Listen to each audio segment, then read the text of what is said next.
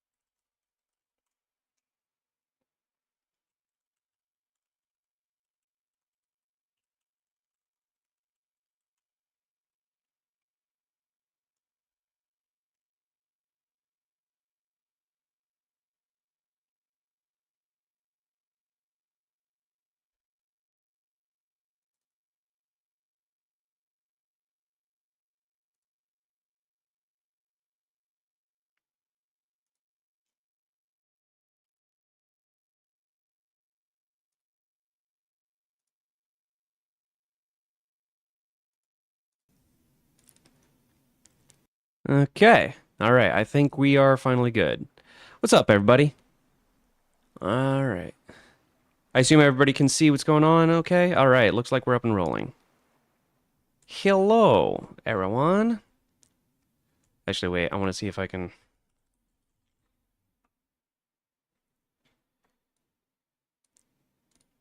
I want to see if I can do this.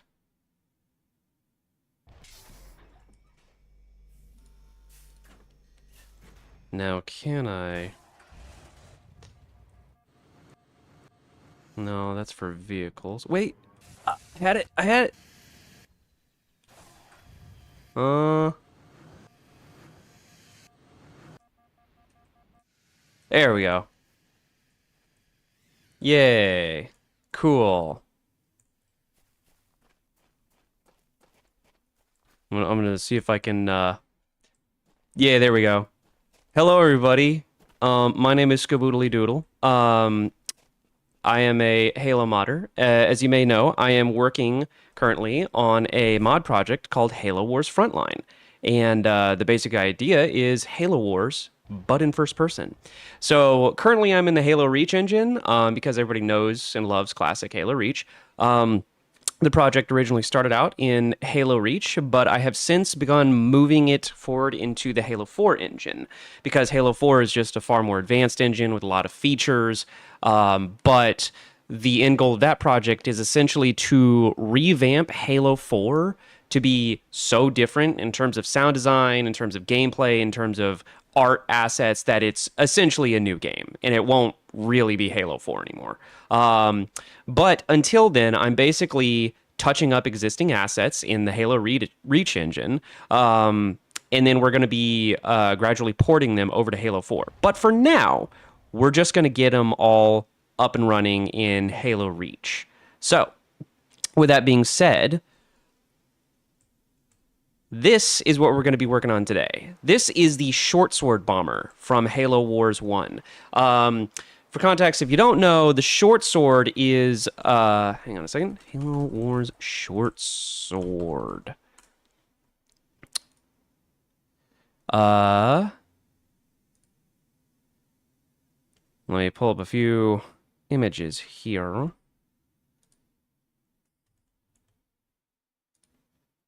Hang on.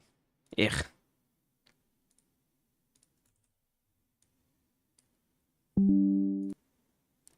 So if you don't know, the Shortsword is the bomber from Halo Wars 1 that whenever you call in like an airstrike or a cryopod or a stun bomb or whatever, that's what this thing is. It swoops through the battlefield and drops its payload, and there's pretty sure there's a low poly version I can probably pull up. But yeah, so that's what we're going to be working on today. I have already modeled a high poly and low poly version of this thing and given it basic texture treatment. I spent my last stream putting it through Substance Painter and giving it some basic smart materials. The PBR smart materials don't really show up that well in Halo Reach. There are several members in the community working on a PBR shader for Halo Reach that's currently in development. But for now, like, there's nothing wrong with just keeping it in the classic Halo Reach art style. So yeah, this thing is coming right along. Um, is it me or is the mod tools making the mountains and grass looks weird? No, that's my fault. I messed up the terrain materials, and I haven't figured out a way to fix them. I'd have to go through all of the different textures and materials and like drag and drop them from the hrec zip file. But yeah, so sorry about that. But yeah, in any case, so we got this thing textured up, and I even gave this guy its own cockpit.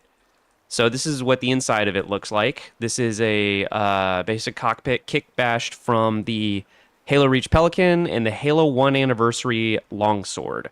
So I just took all the textures and some bits and bobs and, retextured it all, rearranged it, did some custom modeling that I applied the existing textures over.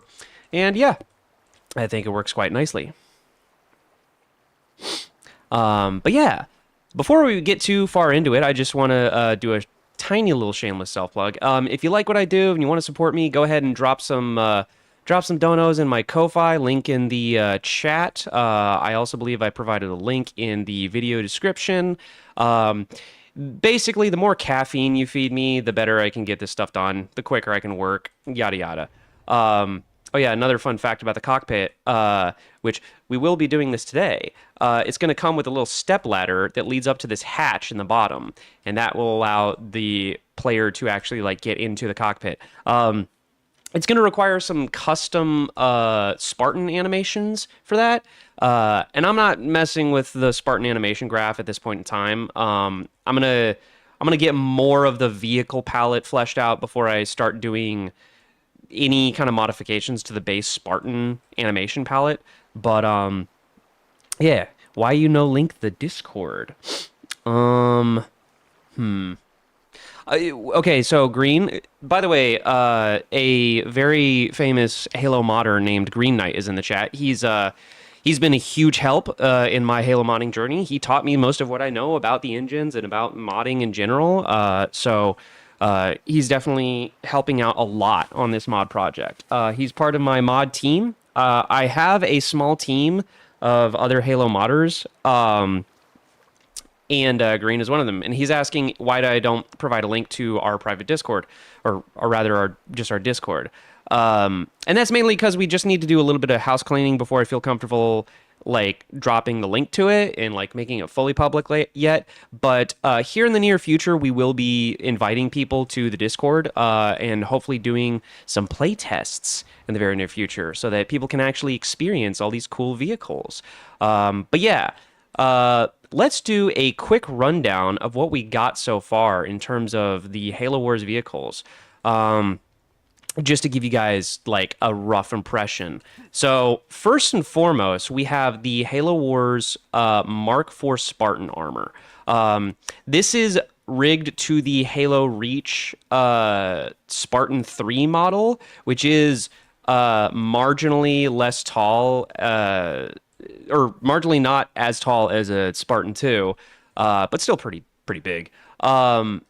And I only recently figured out a way to quickly and easily convert the height using the Foundry Blender plugin.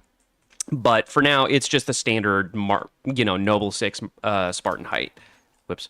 But yeah, so that is that's currently in the game. And this, what you're seeing here in the first person is actually the old version of the armor that I completely remodeled from scratch to be like super HD and hyper detailed and stuff. So yeah, and then as you can see, we have the assault rifle here, which is directly inspired by the assault rifle you see in the cutscenes of Halo Wars. Isn't this supposed to have a door in it like the longsword so you can walk into the cockpit?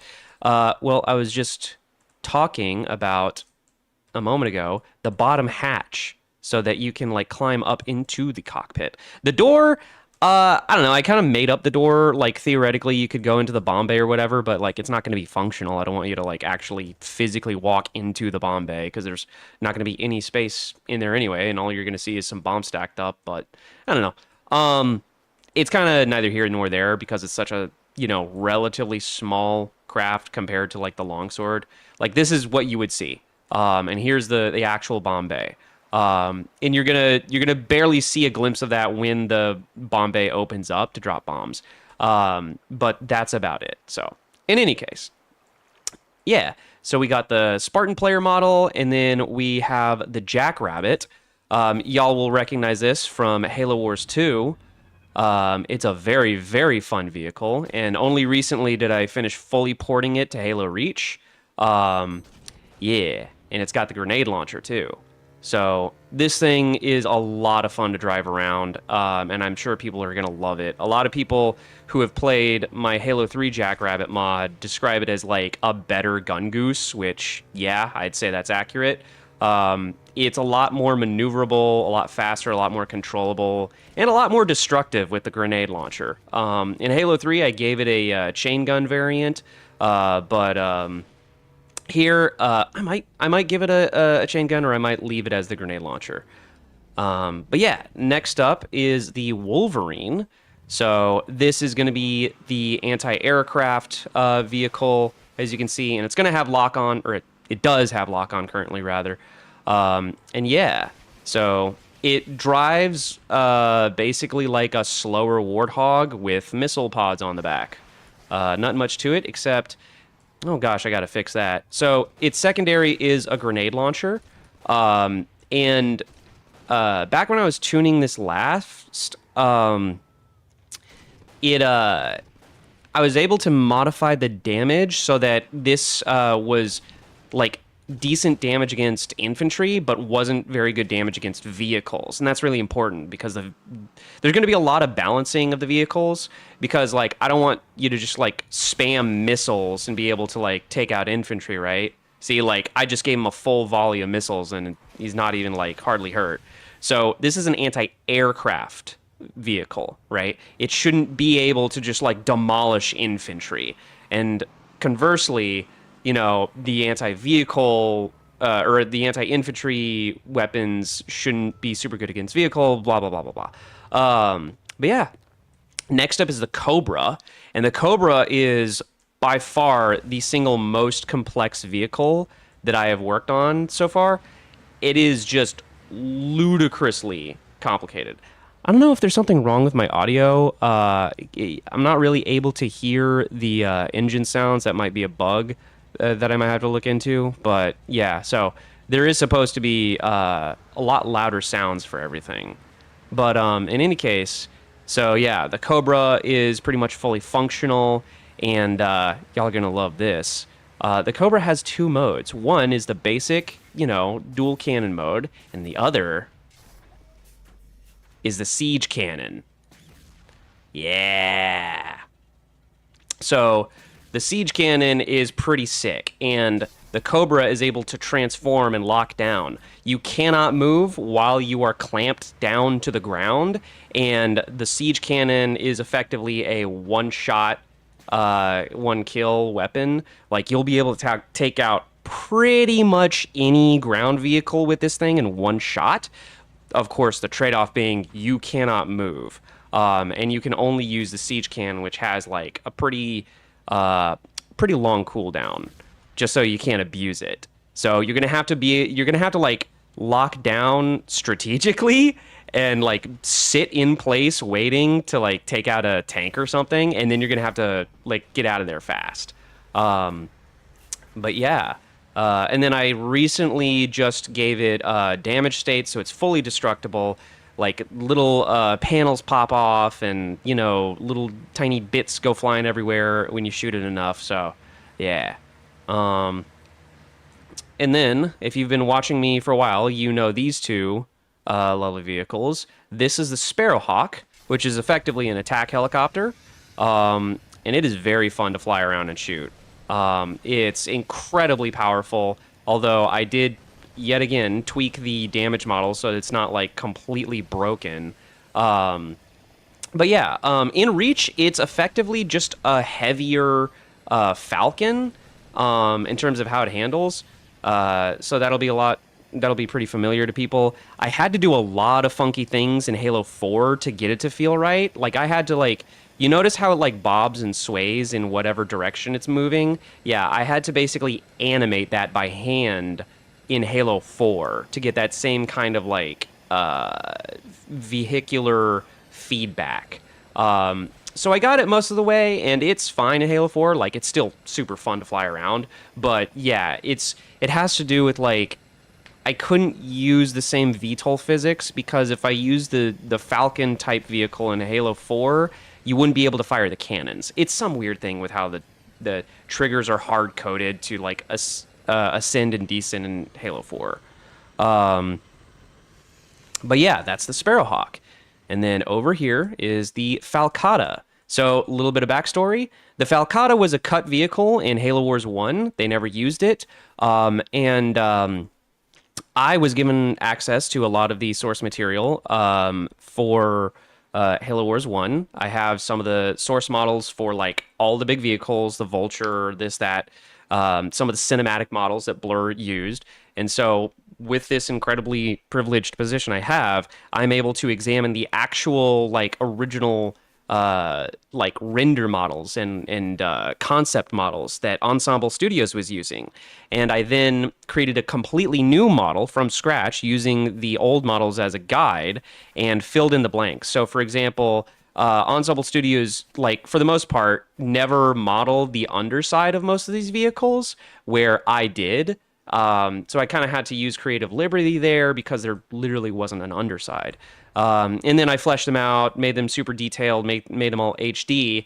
And the Falcata in particular became canonized because I made a fully functioning flying vehicle out of it. There was a Halo Waypoint article a couple years ago, y'all can go find. And yeah, originally it was called the Falcon in the files, but since there's already a Falcon existing in Reach, we decided that doesn't make any sense. So why don't we kind of split the difference? Y'all know that in Halo lore, spacecraft are typically named after like weapons or swords and stuff. Like you have the long sword, you have the what is it, the broadsword, so on and so forth. So we decided to kind of like do something a little bit tongue-in-cheek and name it the Falcata, which is the name of a sword, but it's an ancient Greek or Phoenician sword, if I remember correctly, and it translates literally to falcon shaped. So it was kind of the best blending of both naming conventions. But yeah, so the Falcata is a VTOL jet fighter aircraft, and it is really, really, really fun to fly. It has mostly the same handling mechanics as the Saber, but it's tweaked a lot to be usable in atmosphere. So like, if I was flying in the Saber, it would like zoom so fast it would crash into the mountains very easily. And also, you wouldn't be able to get out of it. Whereas the Falcata is a VTOL. It can hover in place. Whoop, whoop, whoop, whoop. Let me land over here. Excuse me. So, yeah. And then you can just get out of it. Yeah, and there we go. The Falcata is my all-time favorite Halo vehicle. Well, you're gonna get to fly it in the future. But yeah. So let's come back here, and I can show you the Shortsword. So yeah, the Shortsword is still very work in progress. I'm going to be making a lot more progress tonight. It doesn't have proper landing gear fixed up yet, and we're going to be fixing that. But yeah, so here it is. You take off, and then I included a bomb cam so that you can do bombing runs. It was very important to me to be able to like look down at what you're actually bombing and like be able to hit your targets accurately. So I basically just animated the camera to tilt down as you're holding the left trigger. And it makes things super intuitive. And I even gave the bombs a little bit of a forward boost so that they could like, slightly keep up with where the camera is going. I'm going to fine tune it because it's like there's still a little bit of disconnect depending on like your altitude and everything. But for the most part, you can hit your targets pretty easily. And I mean, like they're also like giant bombs. It's kind of hard to miss. Um, but yeah, um, another thing is, even though Forge World is a huge map, the short sword is really fast. So in Halo Wars 1, it just zooms across the battlefield in a split second. And obviously that's not great for gameplay and balance. So right now I have the max speed capped, so that you can like actually fly around like relatively, reasonably, and people can actually hit you if they're good enough. But yeah, so that's going to be a factor. And then I also, yet again, want you to be able to land this thing. So I have the ripped Halo 3 aircraft carrier over here, and we're just going to do a basic landing. Yeah. Yet again, I think it's very important to be able to actually get out of the aircraft that you're in. Let's see.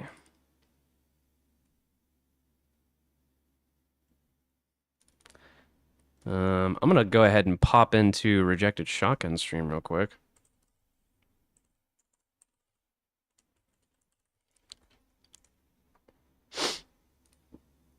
What is he working on?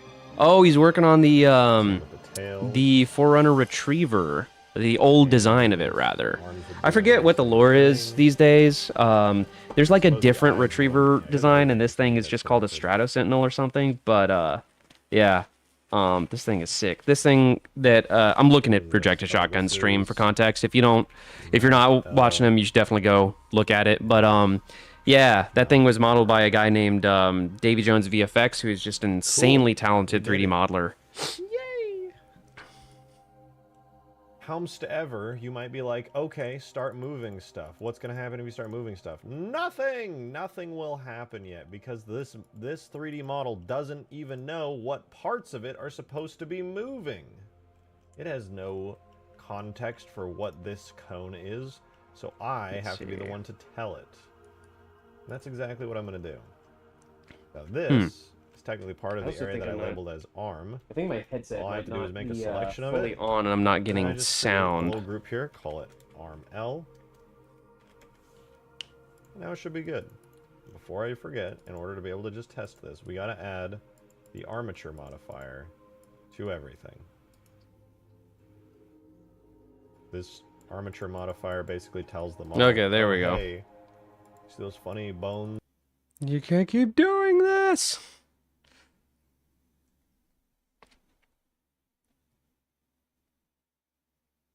Okay.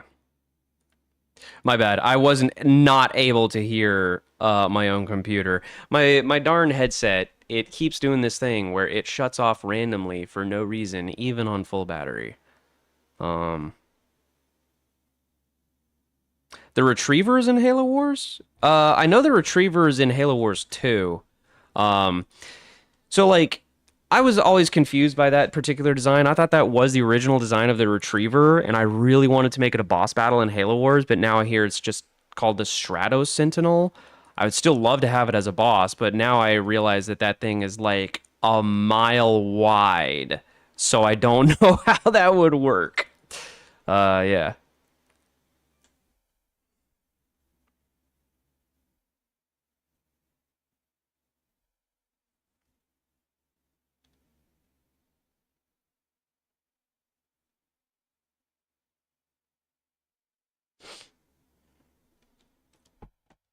Okay. So, why don't we get right to it and work on the longsword?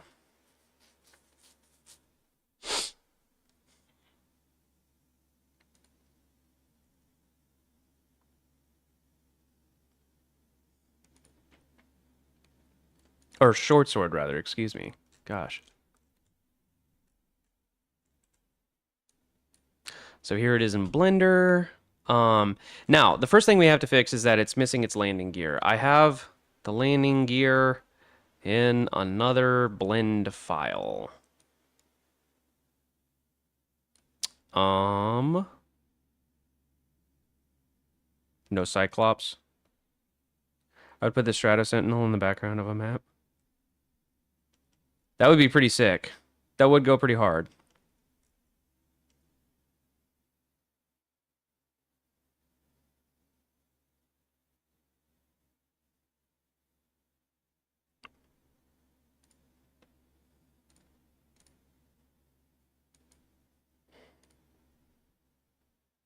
Let's see. Land model of Wolverine mask. I'm still very new to Halo. Is there any AFVs equivalent of it in Halo? AFVs? I don't know what that means.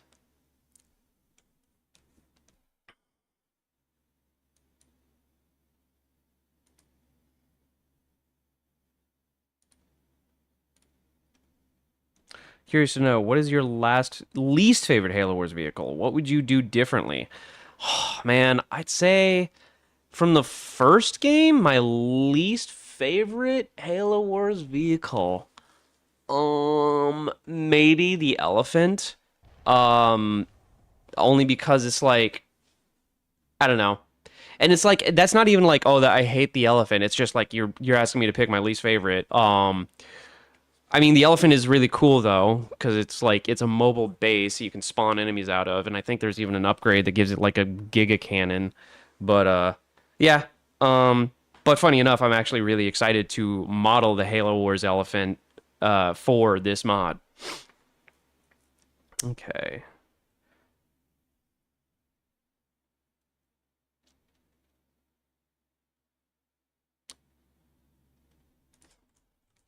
Cougar. Oh, wait, armored fighting vehicle. Yeah, there's actually already a cut armored fighting vehicle for Halo Wars. It's called a Cougar. Um, and I happen to have files for that, which I will be modeling. Um, yeah.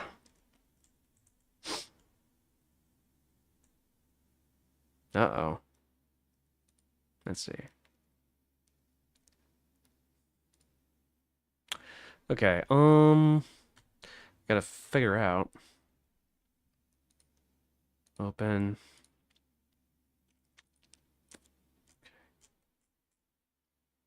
Shortsword.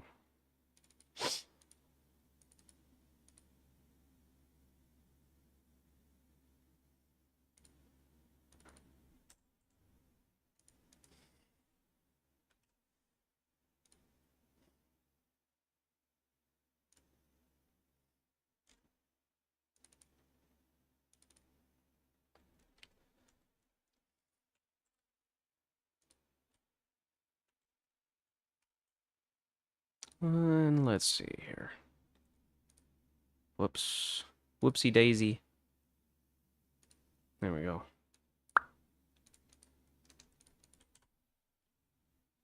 Oh boy.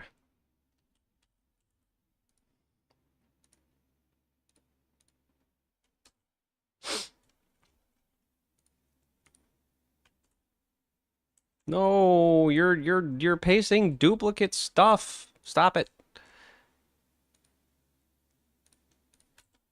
Okay. I'm just trying to copy paste an object, one object, from one blend file to another. Hang on. Clear and keep transformation. Okay. Okay. There we go. Okay, cool. Okay. So this is the landing gear. And then I also have some Bombay doors, or not Bombay doors, excuse me, landing gear doors that are supposed to go in here. Hello, bald shotgun.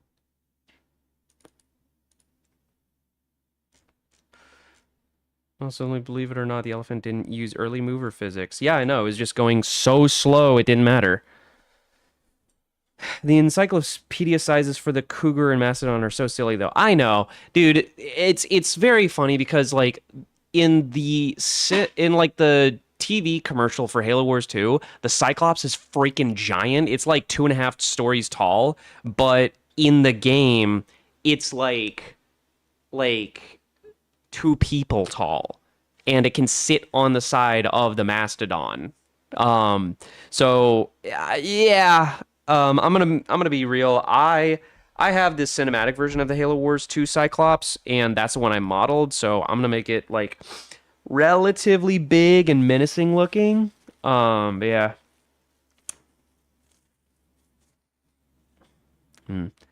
Join me for VC. You need some music? Hang on a second. Let me get some music going. Sorry.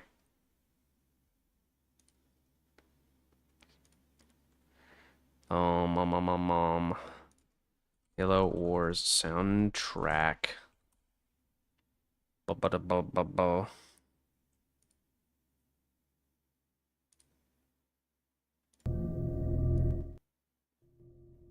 All right. Let me know if y'all guys can hear that. I'm printing a lore-sized plasma grenade right now, and it's ridiculous. It's like 5.5 inches in diameter. Yeah, dude. Lore scale in Halo is wrong and silly. It's just the people who wrote the books originally, they just looked at like, hang on a second, that's a little loud.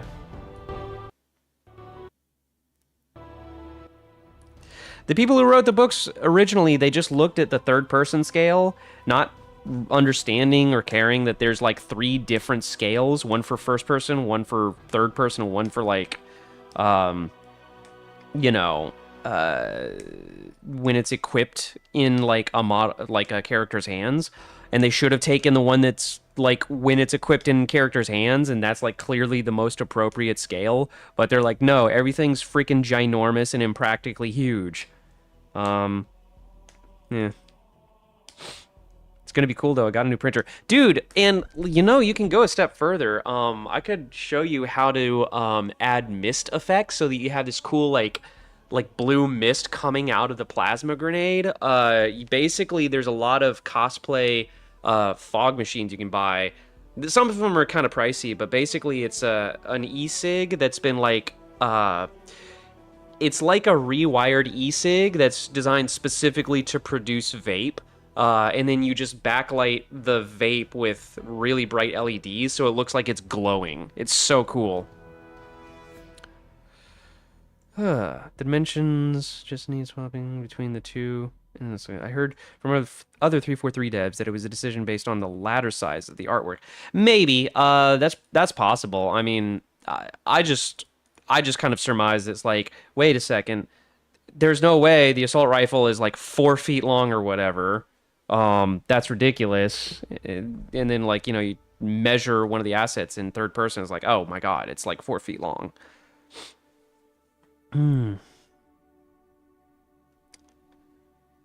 This man's chat must be delayed for real. I think I was actually looking earlier in the video, my bad. Okay, so we got to get the landing gear door. Now, I'm going to open up 3ds Max. Where did that thing go?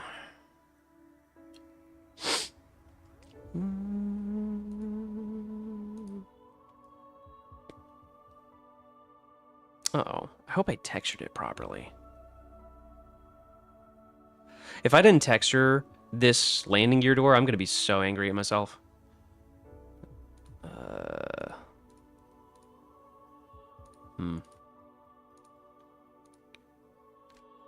Let me find Kronos Standard. There we go. That's a little bit nicer, a little brighter. We can see what we're doing. Okay, I'm gonna shift us over to 3ds Max, so you can see what I'm doing.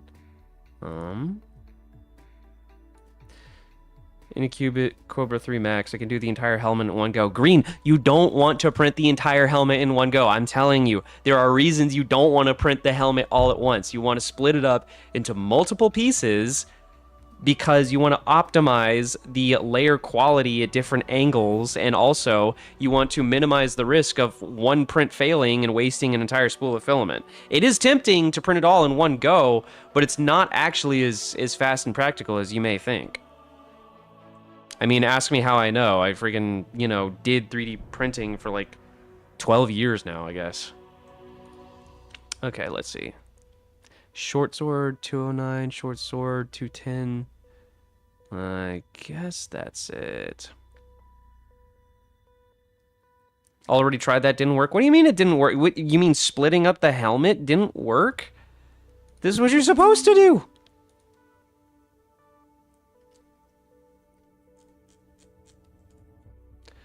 Okay.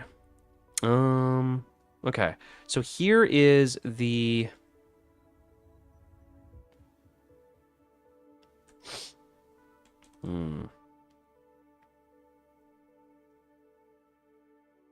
Also, no, he's doing the landing gear in Reach when Halo 4 has the physics that could move. What are you talking about? The physics? What? Huh? I didn't know that. That sounds awesome.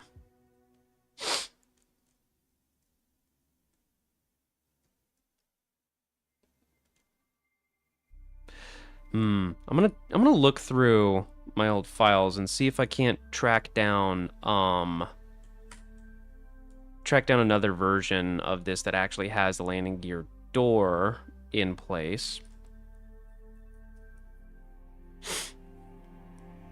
I split the helmet while it came out bad. Get Green into VC with you. All right, fine. Green, I'm gonna invite you.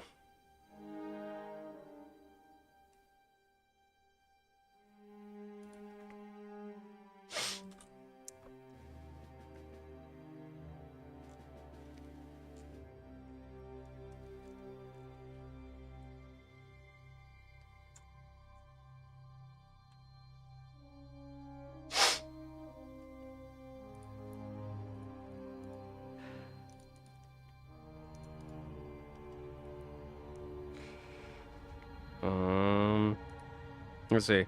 Hey, Green, I'm calling you, okay? Huh, I wonder if this is gonna work. I can't just magically join. Yeah. Wait. Yo, can you hear me? Hello? Hello? Hello? Hello? Can you hear me? Oh, God. Well, this I is... don't think I can hear you. Audience, can you hear Green?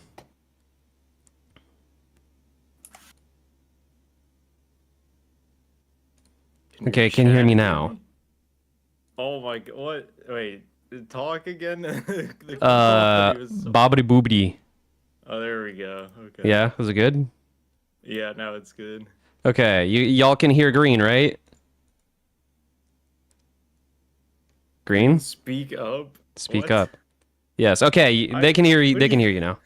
All right, now that they can hear you, please be quiet and never talk again. Okay, bye, chat now. Okay. Now you know what it's like when I bother rejected to join one of his streams. Oh, there it is. Golly gosh darn. Okay. Hang on. Wait. Hold on. Wait, so is this thing supposed to have a door in the back, or is that hatch on the bottom how it normally is? What are you talking about? Which part? Like to get inside of it, like that, like hatch with the ladder. Okay, to get inside of it, let me just show you. This, whoops, excuse me. This is how you get inside. This hatch. This little hatch is going to slide back, and then this little ladder's going to pop out, and you climb up. I get that, but is that how it normally is, or no? Yeah, no, that's how it is. The only reason I have a door behind the seat is that's just visual storytelling. That's like implying that you can go back there and there's like, I don't know, a bunk bed or something. Cargo bay. Sure, yeah. Like you don't see, a bunk bed and a bathroom and a shower in the longsword in Halo CE, but it's like implied that it's back there or something. Because I think in the lore, all of that stuff, it's basically like a little hotel or something in space. The only reason I'm asking is because in Halo 4 you can do, like, I already did this with the longsword. You can make the door have movable physics, and you can have buttons on the inside and outside to like toggle opening and closing it, and you could just do it with this thing. Wait, physics on the door? Yes. This is why I tell people to mod Halo 4, but no, I'm crazy. Hey, you're not crazy. I'm gonna mod Halo 4, bro. You're barking up the wrong tree. Jesus. I'm just saying. But anyway, I mean, like, I don't have any reason to model anything back here yet. If I have like a cutscene or something, maybe in the future I can, but cross that bridge when we come to it. For now, it's just Bombay and cockpit. Yeah. Yeah. The whole Okay. point of the door, not that door specifically, I meant like the door to enter. I Hmm. thought it was more like the longsword where there's kind of like a ramp, and I was like, wait, you should do the ramp. No, because this thing is smaller than the longsword. And also, I mean, like, the ladder's cool, man. It's gonna No, like I like it, but you just can't like go. You can't walk around in the cockpit. That's like the only thing, and you like literally modeled out the entire thing. Yeah, I hear you, but it's like I don't know. To be honest, I think for a bigger vehicle, I'm definitely going to have a fully explorable cockpit, but for this, it's just like you're gonna barely be able to move around in there anyway. Like, dude, when I ported in Amberclad to Halo 3, like to try to make it fully explorable, the cockpit remember that. was so cramped. There was no headroom at all. Like you couldn't even jump. Like the jump button was basically disabled. Because you're a big Spartan guy. Yeah, I know, but like I had to like artificially like lower the floor just to be able to walk around in it. And even then, like That's walking is a generous term. You're just like barely scooching around in there because it's so cramped. So that's going to be the same situation here. Like there's not even really any legroom. All I can do is like animating your Spartan like climbing up and then like just shimmying around all this stuff and getting into the seat. That's it. That's like going to be the extent of your exploration. Some people are saying I'm like really quiet. I don't know, man. Scooby-Doo's volume like doubled the second he joined VC. Oh wait, hang on. Let me see. Try speaking now. Hi. Okay, now I can't hear you at all. Try again. Hello? Wait, what? I have my headphones off for a sec. Oh. Try speaking now. I am speaking now. Okay. Well, I don't know. Wait a It's second. Fine. Okay. Probably. I don't know. I'm raising my decibel level. Compared to Skaboodly, green is quiet. Also, I have like my new decent recording mic like crammed up in my face, and I don't know what green's I was gonna using. say you literally sound like different, and Yeah. I don't know why. Yeah. I finally got What did you get? I got like a $60 Amazon microphone. It's like Okay. it's not like crazy, but it's also like way better than just using my headset. Headset mics are terrible. Yeah.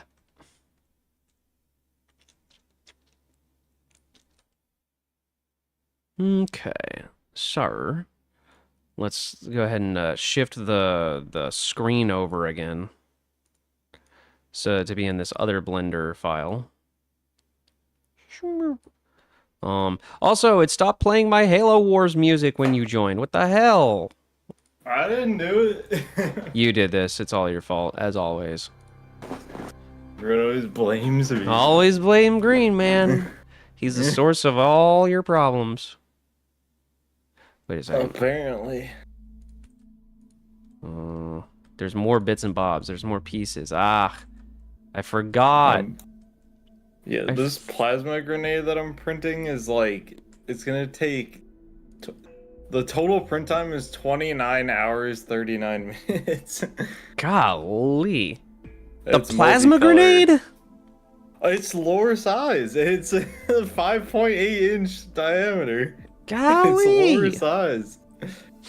I mean, yeah, but I don't know. Like, I feel like it shouldn't take that long. Yeah, I don't know. I mean, I'm kind of new to multicolor, so. Yeah. I'll learn. So does it come in like individual panels or whatever? No, I'm just doing it all in one go. What do you mean?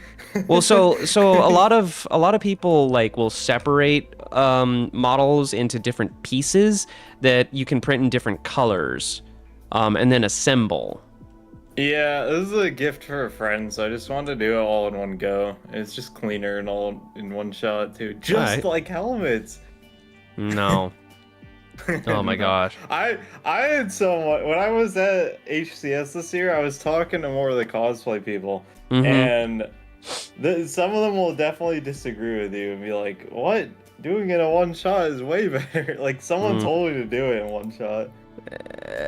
So like there's a lot of different reasons I tell you not to print in one go. The main one is that Halo helmets inherently have a lot of overhangs, and overhangs need support structures. Supports are gonna be crazy. Yeah, and so it's like you're gonna waste so much print time and material. Like the print is gonna be mostly supports. It's gonna be more support than it will be helmet. It's fine. And even then, it's like, even if you have good support settings, it's still like supported overhangs are still nasty. Then you're gonna have to clean that up. So It's better. I made the Reach helmet, the Mark 5B, in like 6 different pieces, and then I took a soldering iron and like welded them together. Yeah. And the alignment was so bad. I was like, it's not noticeable at a distance, but up close it's very noticeable, and the visor definitely wouldn't fit. So it was like, buddy, I hate to say it, but I think that's an issue of a certain kind. I know it's probably a skill issue, but I don't know. I also use like PETG, and some people say PETG is the best. You should use it for all your stuff, and then other people are like, it's so bad. Okay, it's terrible. So here's my take. I used to swear by PETG. PETG, when printed correctly, is a phenomenal material. It's relatively heat resistant. It's high strength. It sands really nice. Sorry, I'm trying to adjust the volume on this freaking thing. God dang it! It's like I can't get it any quieter without muting it. But I actually have the same issue. I literally have the same issue on iStream. Like, I'll be like listening to like, I don't know, like Halo music like during it, and it'll be like blasting my ears. But for the people watching, it's like not that loud, and I'm just like, bro.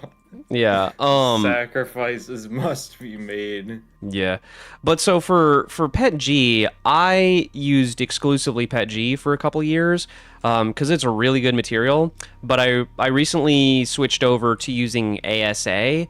ASA, I've never used that before. Yeah. Not to interrupt, but no worries. But I strongly recommend it. ASA it's like all the benefits of PETG, except it's also lightweight. I mean, I do recommend having an enclosure just in general, because like just printing with an enclosure means you'll print more things more reliably. Yeah, my K1, I have like 750 hours of print time on my K1, and I think it's getting to the point where I need to replace some parts on it.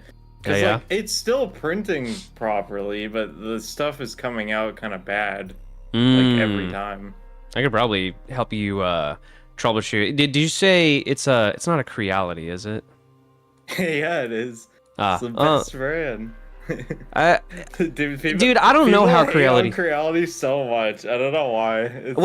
So I don't even know what Creality's like these days, because it's been like the main printer company for so long, and like its quality control has been very up and down. You either get a lemon or you get like the most flawless printer that never needs maintenance. It's like no in between.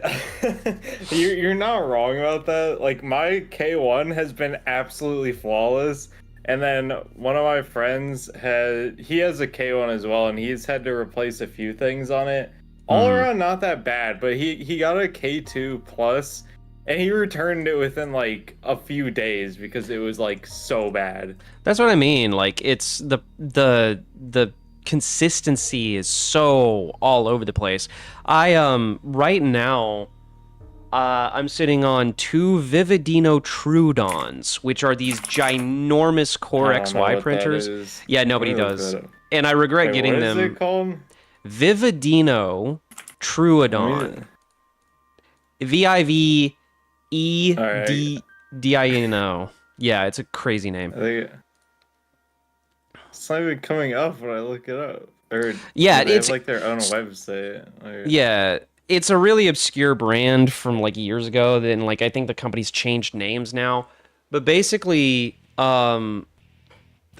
it's it's basically trying to copy the same general design as like the Voron, which the Voron is a really good printer, but it's like trying to jumbo scale the Voron.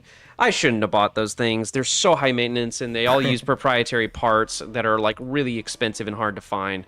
But so I got those, which I'm so eager to sell. But then I also have the Bamboo X1 Carbon, which is the best printer People I've ever say owned. that's like the most solid printer all around. It from what I've heard. absolutely is. It is the only printer I've never had to mess with, like in terms of maintenance a lot. Yeah, it's fantastic. Fantastic. Excuse me. The K1 my K1 specifically, I've printed like I said like 750 hours on it, and only now it's still fine. It might be the filament I'm using, honestly, that's making the quality not as good, but like it literally Oh no. like I don't know, like some people just say Creality is like the worst brand of all time. And everyone seems to say Bamboo is really good, but every once in a while there'll be someone who's like, yeah, Bamboo is like really overrated. And like I don't know. I don't know what to think. So I mean, like, it's more like I look at it this way. There's no such thing as good companies. There's only good products. You know, Yeah. like companies can have terrible anti-consumer practices, and they can like change stuff on a dime and screw over customers and make like life hard and make things expensive. But every once in a while they'll come out with a product that's really solid. So I feel like the X1 Carbon itself, for the most part, is a pretty solid product. I have a friend that did work at like the regional distribution center for Bamboo for a while, and he said their customer service is ridiculous, and like he was asked to like do things that were like literally impossible because he wasn't given like enough support or like spare parts or whatever. So yeah, but in my experience, knock on wood, the Bamboo X1 Carbon's been phenomenal. Creality fans go Bamboo over. I was just gonna read Go that. Bamboo Yeah. overrated. Bamboo fans go Creality is janky. Both fans go Prusa is expensive. Truth. Yeah, at least we can agree on that. The absolute Prusa is truth. so expensive. Prusa's good, but it's like for the same I don't know price. anyone with a Prusa printer because they're so expensive. I know one dude, and he's a guy who's worked in the 3D printing industry for a while. He's worked for E3D, and he's like he really knows his shit. He's like a professional like prop maker who's worked for film and stuff. That's cool. Yeah, and he has a Prusa. He also just like has issues with like this or that company, so he's like I'm just voting with my dollar and going with Prusa, and I'm like, all right, respect. But yeah, that's like the one person I know.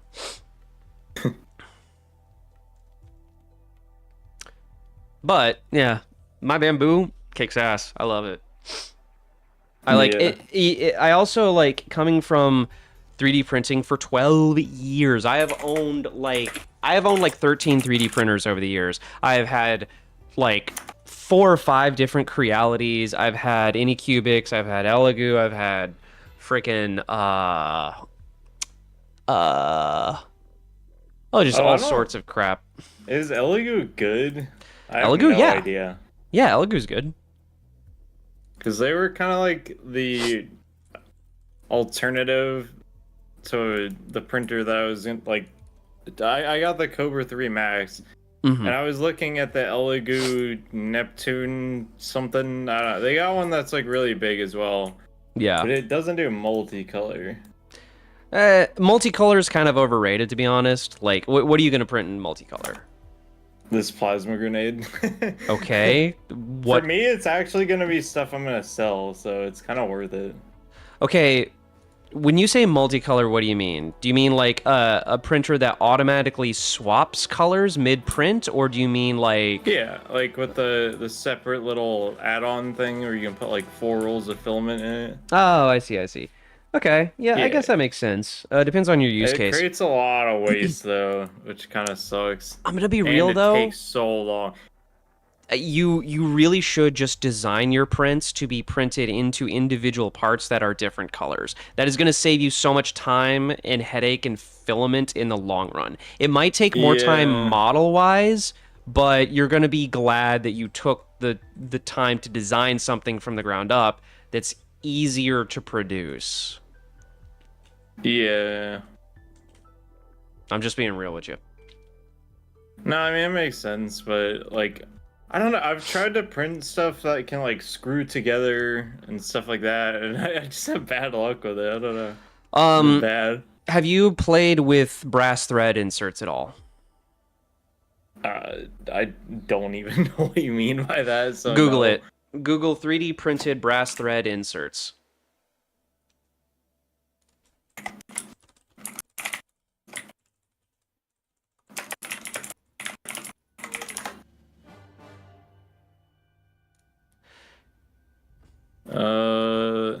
Chad, for context, this is what I'm talking about. They're basically, if you ever want to screw Let me parts just look at your together, stream. yeah. Oh, your stream's like behind. Okay. No, is it? Yeah, it's lagging. I mean, I looked up 3D printed brass thread inserts and like. Okay, I see what you mean. So the idea yeah, is, I'm you get- basically trying to do that without the brass. you don't necessarily need to. You can you can literally just put a cylinder with like the same diameter as a screw wherever you want it, and that does technically work. But brass thread inserts, they just make your parts a lot more functional and reliable. And all you got, the way it works is you get a soldering iron with like a special bit. Like if you buy brass thread inserts, they typically come with a bit, but you can just use a regular soldering iron, and you basically heat them up, and then they will melt into the 3D print, and then they'll cool, and they'll be like locked into there. So now you have a permanent fixture that you can screw stuff in. I did that with a lot of my cosplay stuff, and it works great. My overshield lamps, I'm not doing that, but I am actually just screwing right into the like right into the corner pieces. Yeah, there's nothing wrong with that. Just as long as, are you pre-drilling? Actually, are you pre-drilling before you do that? like the pieces themselves? Yeah, like are you making an actual hole for the screws to go into? No, I actually just do it right into the corner. Oh, and it's been, like, don't do that! Don't do that! you say that, but I like it's worked like You're great, you're gonna crack the material. Look, okay, so when you just all I'm drill, saying is my shop has a 5-star review, and yeah. yeah, my shop had a 5-star review too, but that doesn't mean that like I didn't. Look, when you are forcing a solid screw through solid material, that solid material has to go somewhere. And where is it going to go if you're just ramming this solid screw through it? It's going to crack because there's no space. You need to create space for it. I'm Sure. built different. I guess physics just likes you or something. I don't know. I've done it on over like 85 of these things, and it's worked great for me. All right. I don't know what to say. All right. Well, We'll see. good luck on that. I'm gonna go for the helmet in one print as well. Eventually. Oh my god, you drive me crazy. It's fine. You're driving me nuts, fun. man. One of my friends did it, and like, he did it even crazier than I did, because he did it. he was like, I don't need to paint my helmet, but I can do it in multicolor, and that's where I was like, no, no, you're wrong. But he ended up doing that, and dude, just no. That's nuts. Short sword paint. All right, I'm gonna see if Substance will load for me. Come on now. And my worst fear has been confirmed. There are bits of the short sword that did not get textured because I didn't have different parts in the mesh.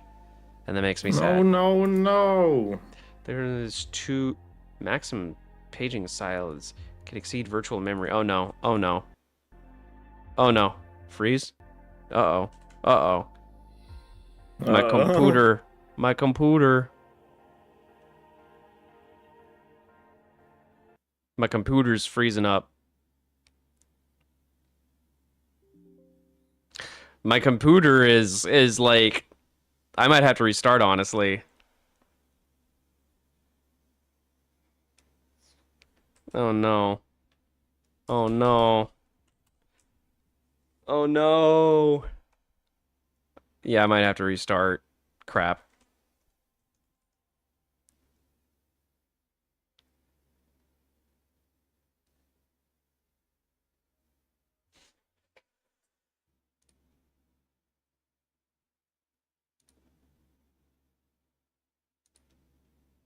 Okay, are we back? I had to restart. Sorry, guys. Are we back? Are we good? Are we up and rolling? Can y'all see?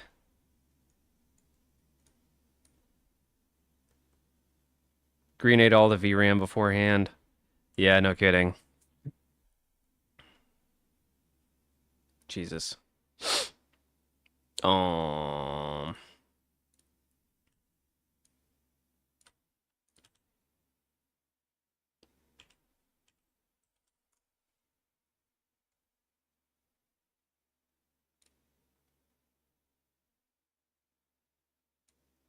I'm gonna get the music back up and running, and I'm gonna invite Green.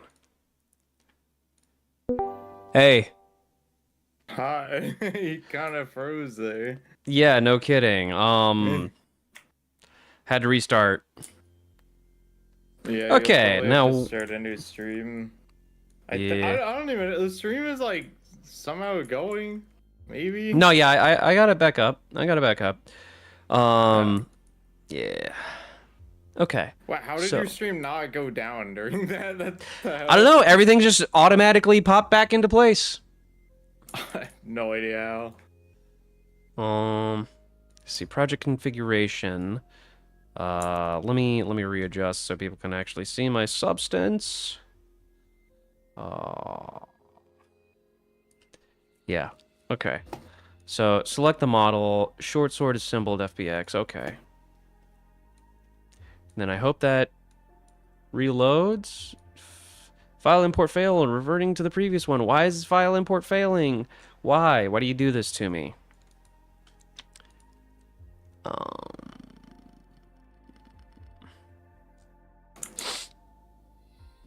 Edit project configuration. Select. Project assembled.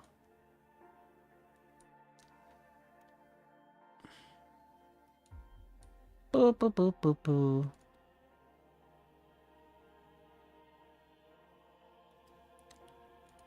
Shortsword bake. Well,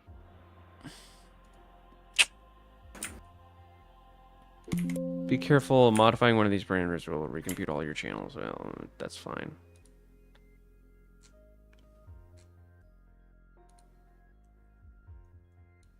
What the hell?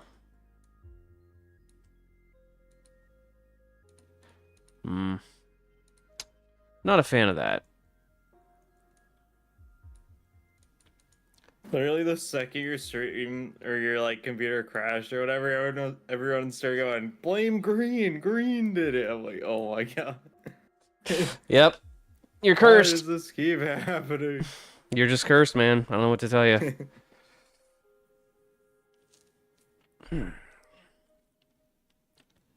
So, what I really want to figure out now is how do I re-import this and recalculate all my textures?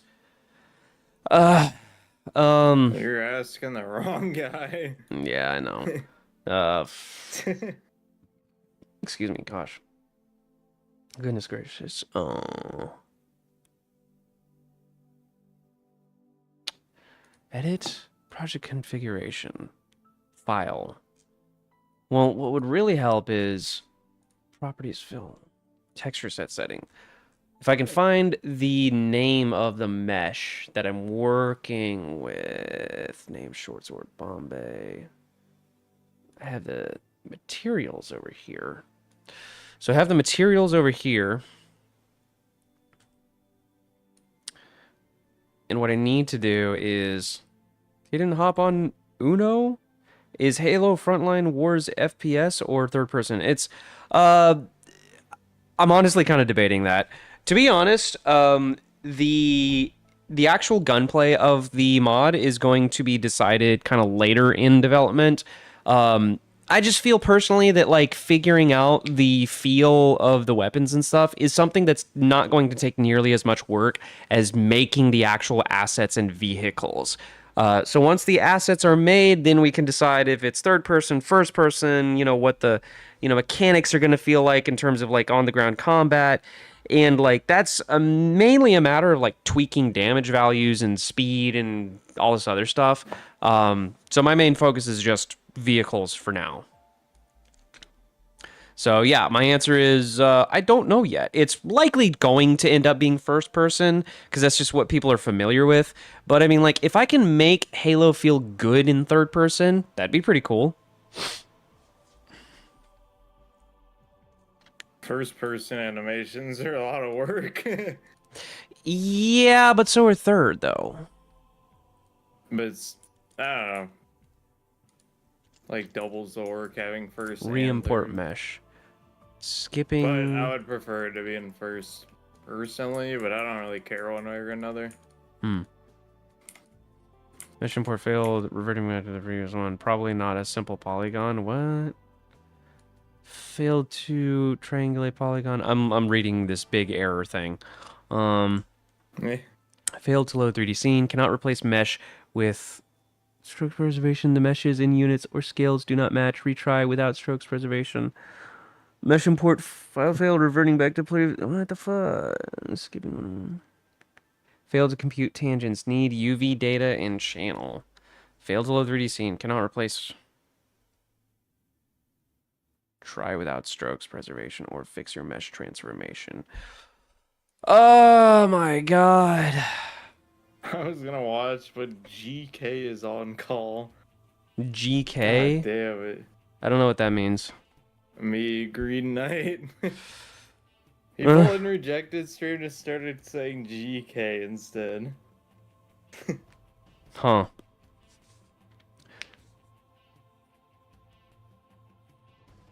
Rejected crashed out on Blender. I haven't watched him. He didn't do anything special for his 500th stream. It was just like a normal one. I was like, what? Wait, what? Is this 500th stream? Well, now it's 501, but like the last one was, and I was like, he didn't do anything special. Oh. Come on, I man. know. Come on, man. Gotta do something cool. No, it was just a normal stream.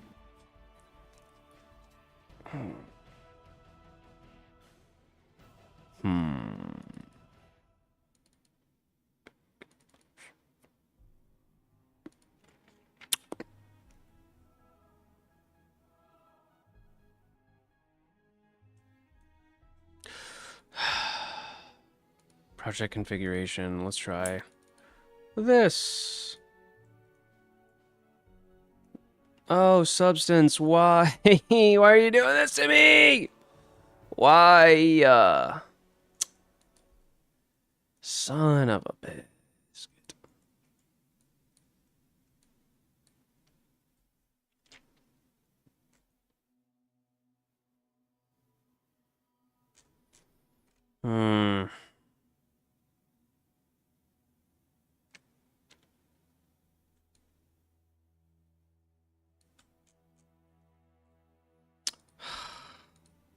Okay, so basically what I'm doing is there's a part of the short sword that didn't actually get textured because I forgot to include it, and now we're trying to re-import the mesh into Substance so that I can texture it, but Substance is doing this to me.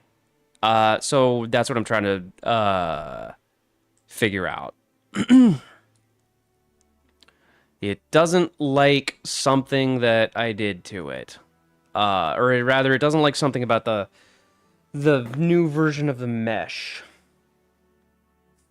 which is just great.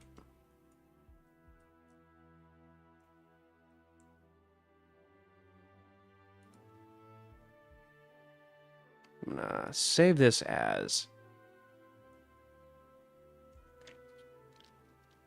Everyone's saying like classic Substance Painter issue. Like, Honestly, I mean, Substance Painter is pretty awesome when it works. literally exactly what someone else said. Oops.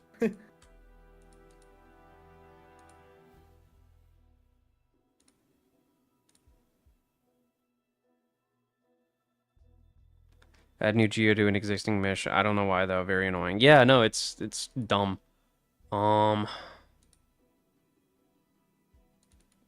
Wait, why did I click? No. Recent. Short sword. Open. No.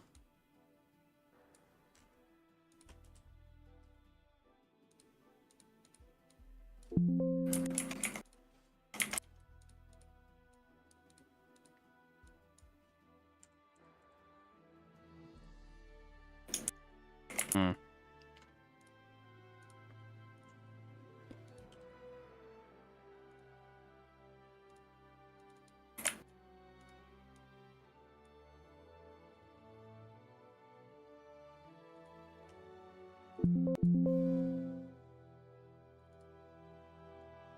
Okay.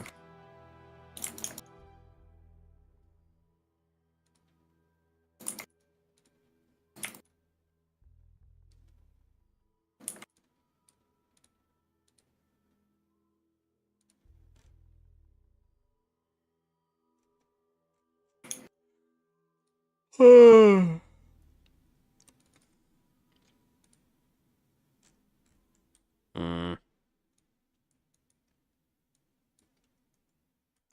Ugh.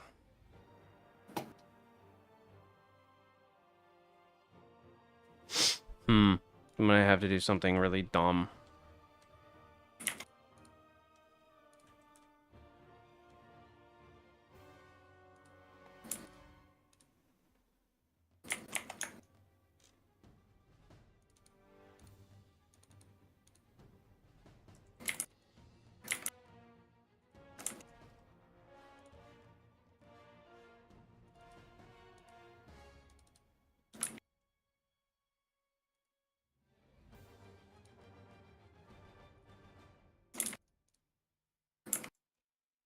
I can hear your keyboard.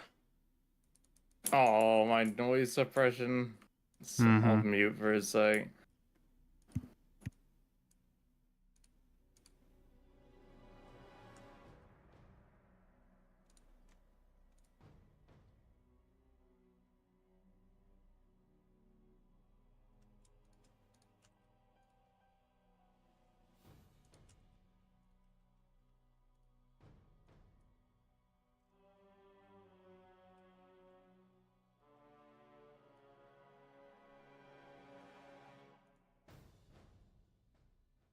Wait a second.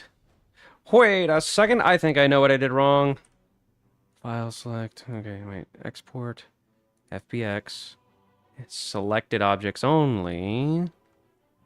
Working. Freaking.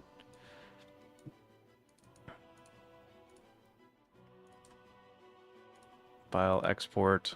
FBX. Hey, Green, do you know in Blender why when I click on a file directory it says no asset in context? No. That's very strange. The hell?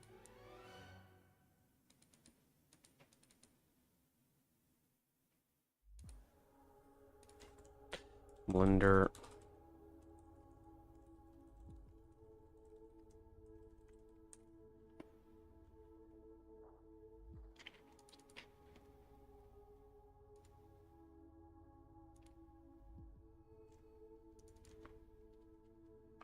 It's not letting me freaking use my dang... Okay. Blender, open, please. I'm gonna brave, but it's texturing my Mark 5 even, or Mark 4, even after making sure I only had initial meshes, what I wanted to add to it still threw a fit, yeah.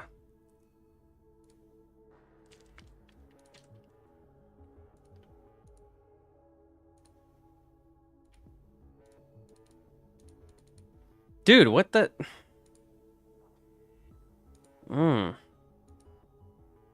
Getting pretty frustrated. Come on. No acid in context. What does that mean? What does that mean? I literally can't even click on a folder. I literally can't even like go forward in a folder. Hopefully now the noise suppression's working. There we go. I think so. I'm not hearing your keyboard anymore. Okay, cool. Okay. Wait. File, export, FBX. Assembled. Selected. Okay. I hope that worked. Alright. Project configuration. Select. Assembled.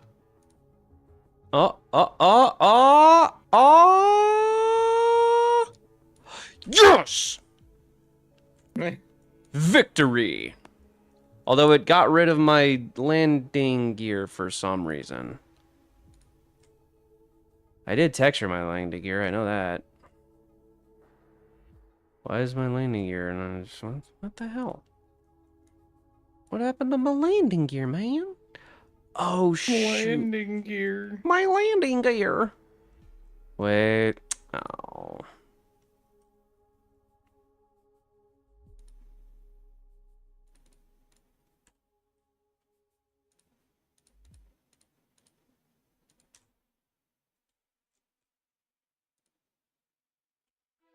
Oh, that's why.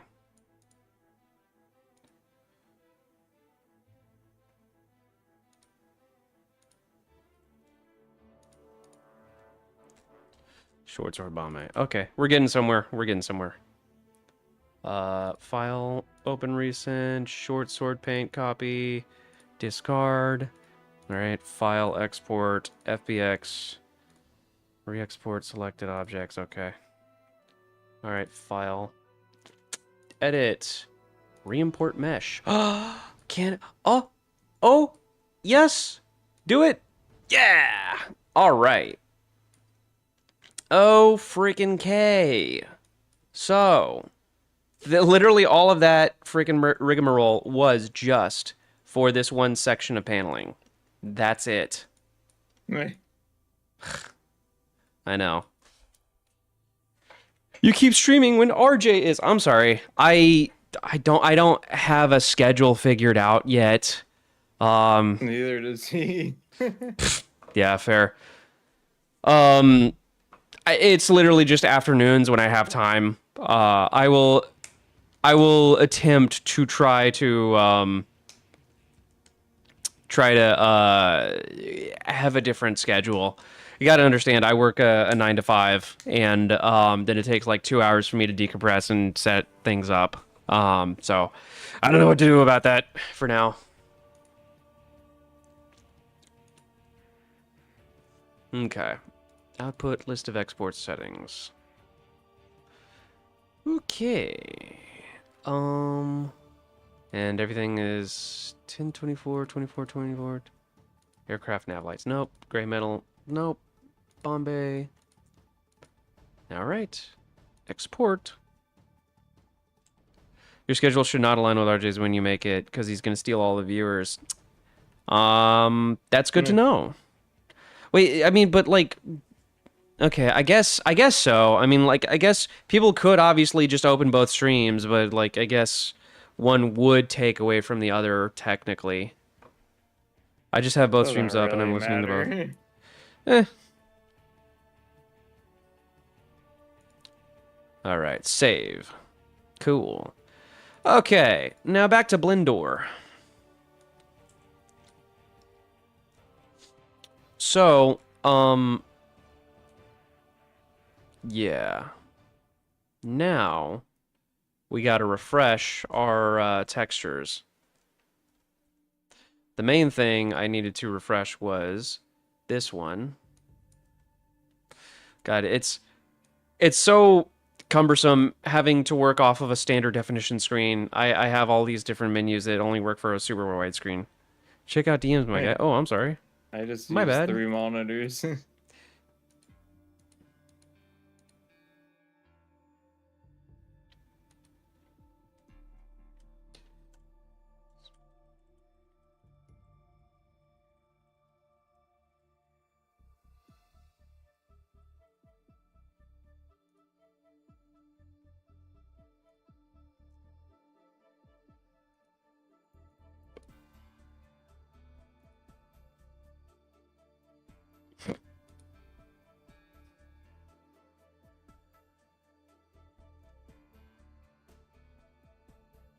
Green flexing has 3 monitors. Yeah, well, I have a 42-inch super ultra wide monitor. What do you I mean have flexing monitor? Like, my 2 other secondary ones are just bad. Like, you can get monitors for like under $100 now. well, what kind of monitor? Like, literally just like crappy 1080p crap monitors.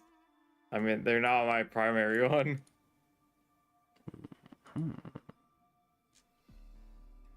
Open bitmap tag.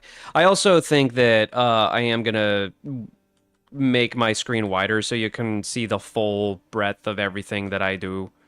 Wide mode activate. Wide mode activated. Boom. This is what I work with.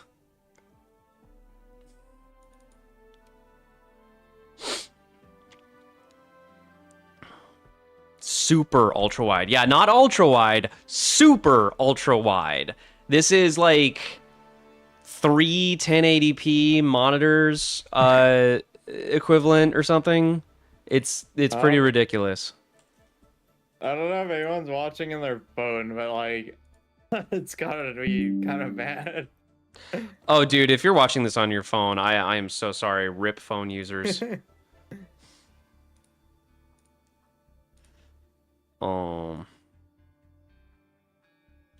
Oh, shoot. Wait, hang on.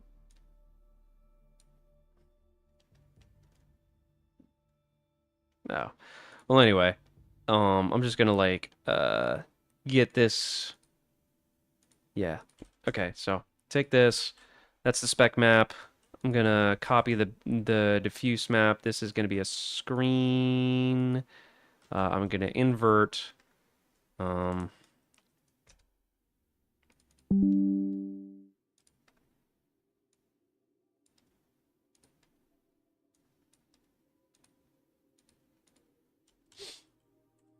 And then I'm gonna crank up the contrast.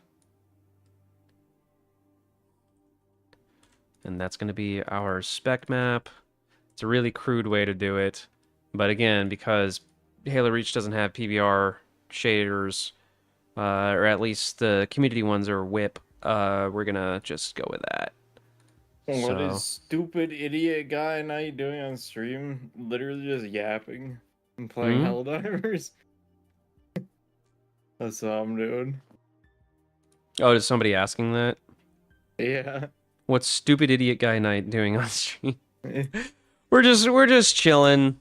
We're just, you know, vibing as one does. I am starting to worry if like Rejected is like soaking up the viewers because we only got 21 in here right now. More than I get. Yeah, that's fair.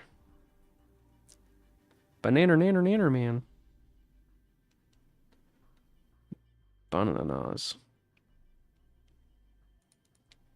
God, that that Strato Sentinel is so nuts.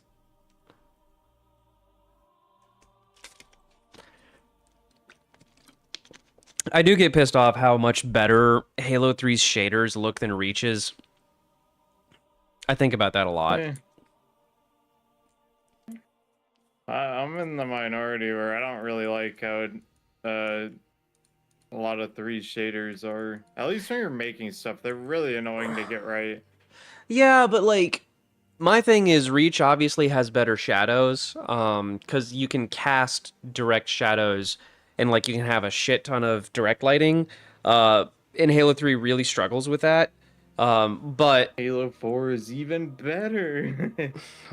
yeah, but like you, you it's Halo 4. well, no, it's like you can get Halo 4 to look good. Like it's man, that's another thing that pisses me off about Halo 4 so much is like their engine really can make things look good. It's just that they chose not to. Or rather like the specific mirror chose not to. It's on the 360. no, I mean And like there it's were just limitations. well, I'm talking like about the aesthetic. They could have with the existing technology, with the stock shaders, they could have done way more artistically to just make things look better.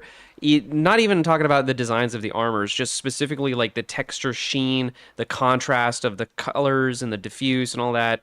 It's just like really, I don't agree with what they did. And they could have made it. Anyone really does. No, but I mean To be like fair. just talking purely about the textures, they could have made things look better. Yeah. Okay. So, Shortsword over here. Let's get this show on the road. Okay. Sir, let's see. Shortsword. You guys have Vertex. No, you don't. Okay. So, we're going to go ahead and take that Vertex group.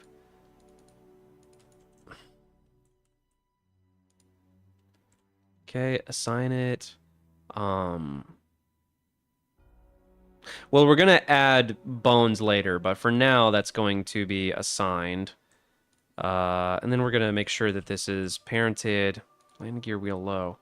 Why are you not in here, boy? And then, there we go. Squids. The squids. Squids? They have their 3-legged scarab thing. Huh? What you talking about? Helldivers. Oh. I struggle to play Helldivers just because, like, I see it and I'm like, this could have been Halo, and it just like burns me so bad. Dude, I want this for Halo so bad. I do have fun when, like, in the rare instances I play Helldivers, when my friends like drag me into it. It's just like I go into it and I'm just like, it stings so much, dude, because I'm like, they could have made this. This could have been Halo. Everything about it is so Halo. Like, and I know the ODST DLC came out, and it's freaking sick. I still use that armor. It's the only armor I use. Gosh. Okay. Let's go ahead and re-export the render model. Okay.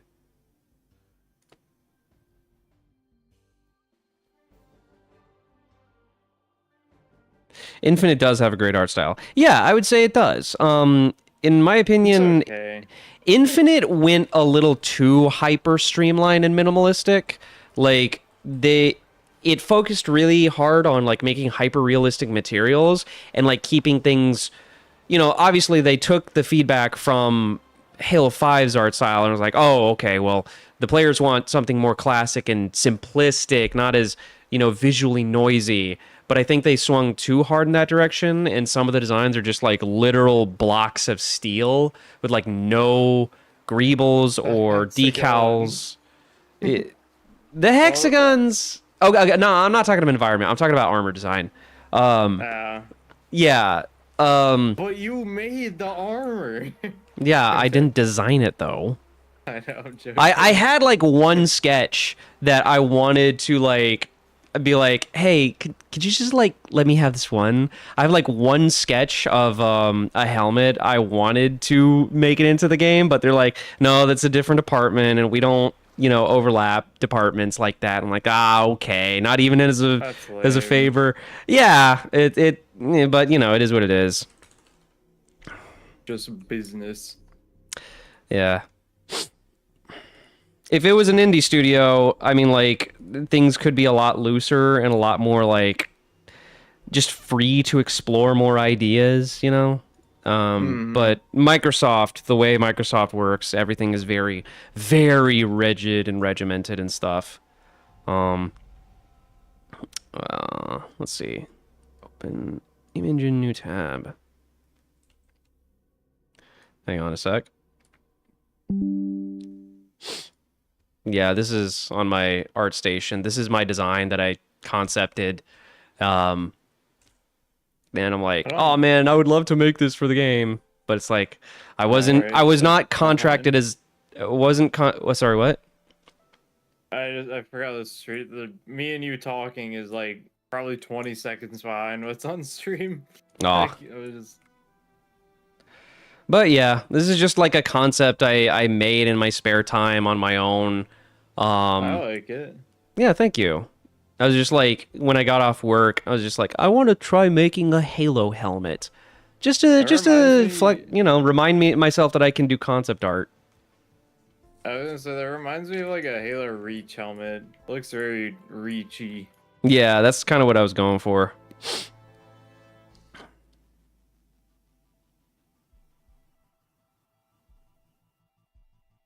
Even the Legends Mark IV/Deimos is too blocky. Yeah, I mean, like, I can nitpick all of the helmets in that game. Like, I'm not a fan of like probably 90% of them, to be honest. 90? Really? 90%? I don't know. Come on. There's a lot of just really wacky helmets that just don't really fit in. Okay, but 90? Come on, this isn't Halo 4 or 5. Basically, it's like... Nah. There's way more. There's a way higher percentage of good helmets in Halo Infinite. I'm gonna die on that hill, or I'm gonna take that stance. Bold take, I know, but pay for them, so I don't care. Well, that's neither here nor there. That's not what I'm talking about. Yeah. Yeah.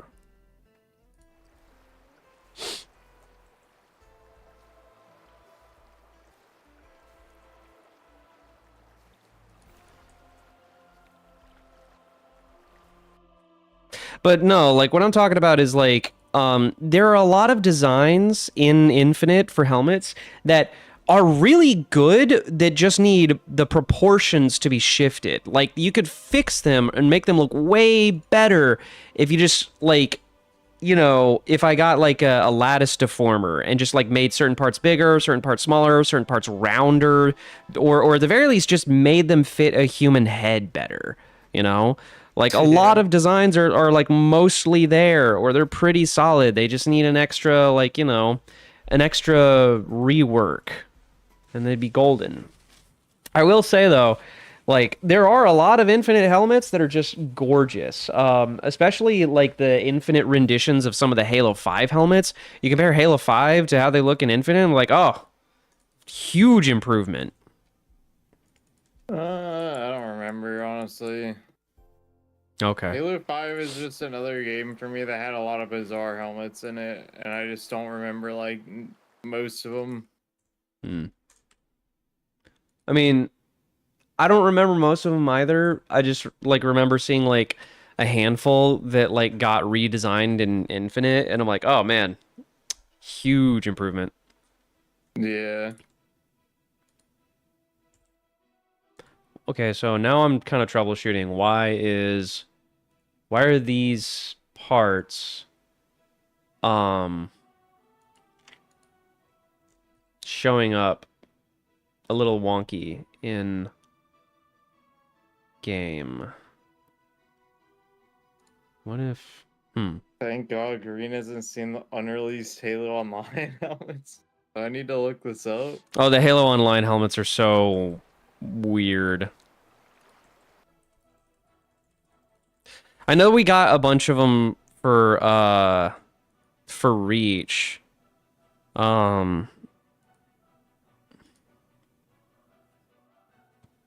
Oh my God, wait, is this, are these, yeah, these are the ones that made it to Halo 3, right? Yeah. Oh yeah, a lot of those are kind of They're basically Halo 4 interesting. helmets. Yeah. Yeah, and there's this one guy that like does pretty decent like redesigns of like Halo 4 and Halo 5 helmets. He does a good job. What is his name? By Wernazage. That is such a funky name. I feel like I've heard of them though. Yeah. But he does a great job reimagining a lot of these helmet designs. MCC ones are tame. There's like different ones. I'm gonna look this up. Yeah. Okay, there we go. All right, now that the side panel is... Man, I'm working so slowly. Okay, so now that that side panel is in place, we can actually fix the textures for it. I don't know if I can't really find unreleased ones. There we go. I don't know. There we go. Okay, so now that's in place.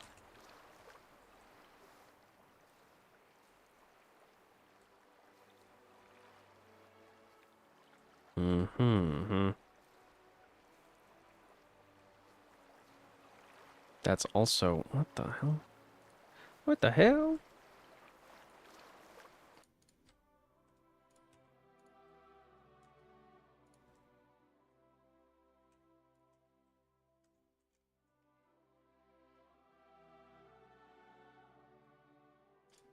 They added a chainsaw to Helldivers.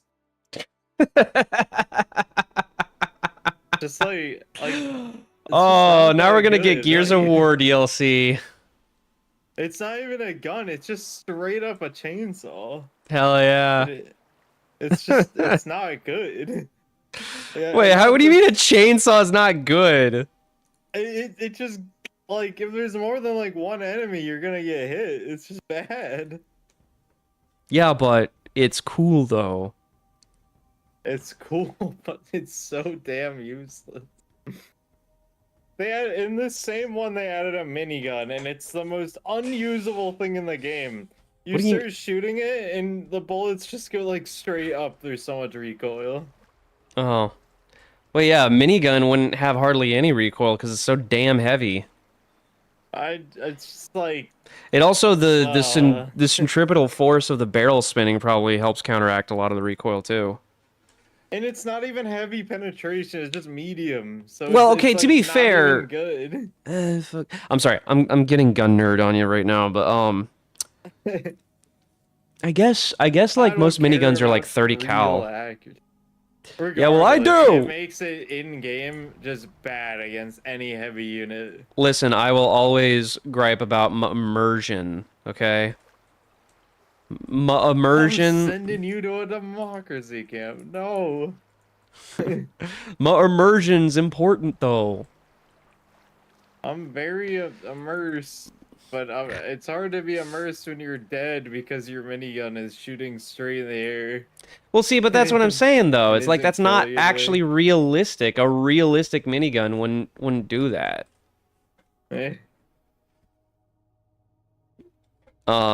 Miniguns aren't really known for having recoil. They're known for going burr. They shoot a lot of bullet. Yeah. Lots of bullet. Lots of bullet. A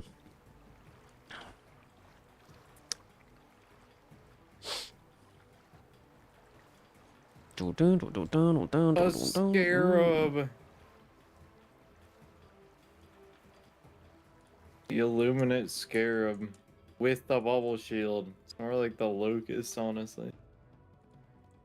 Armature. But I hate it.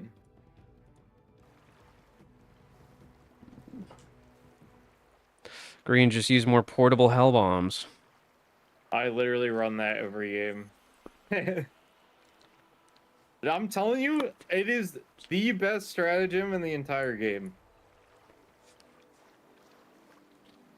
It's too good. Yeah, I can only keep up with the conversation so much, because again, I don't play Helldivers regularly. It's very rare when I do. Big bomb, go boom, and it clear objective. Yeah, That's I all believe you you. gotta know.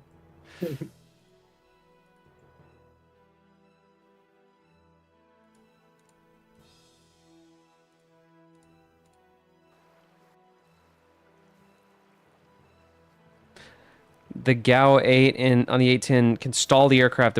Okay, that's fair. That's fair. However, the GAU 8 is firing 30 millimeter. I think they have like depleted uranium shells. So that is one case where a minigun can have recoil. But again, I don't know if it's horizontal recoil or vertical recoil or centripetal recoil or something. I don't know what direction the recoil is going. I don't know if it's going back, up, or like spinning you around. Yeah. What is the goal of this mod, may I ask? The goal of this mod is to basically make a fully fledged campaign mission set in the events of the first Halo Wars game, and to also have like a handful of multiplayer maps with Halo Wars vehicles. Ideally, if I do it right, we will have full-on fire bases that are able to be deployed, and then you can go inside the fire bases. You can use a menu to spawn vehicles. You collect resources to purchase more vehicles and upgrades and weapons and so on and so forth. And then you can go throughout an entire map, basically taking different regions of the map. That's what the end mod should look like.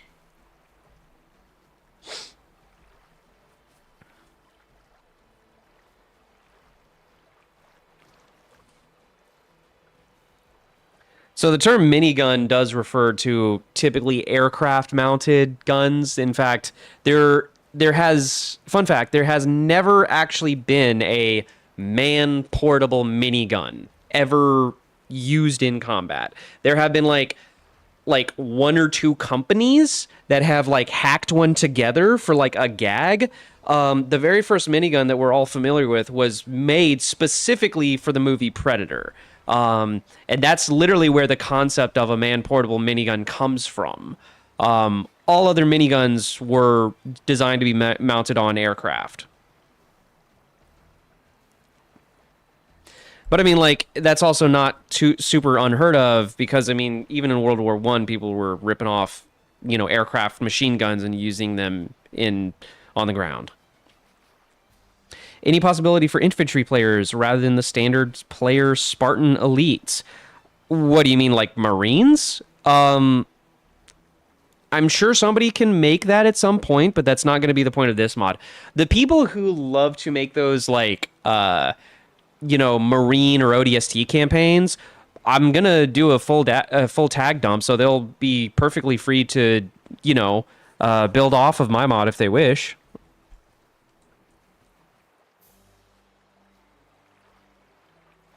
Wait a second. I think I know what's going on here. I need to delete these two and assign full control of this on there. I think I know what's going on. If that's not it, I'm going to be very angry. If you keep your DMs open for me, may I be able to send you something crazy for your idea regarding the first Halo Wars mission sometime in the next few months? Sure. I have a vague idea of what the first mission is going to entail, but sure, I'm open to suggestions. Okay, now I'm like really confused why this is not lining up. Wait, where'd my armature modifier go? That should be on there. I took it. Thanks, Green. Right. Hang on, I'm gonna get fudge. I crave fudge. Fudge.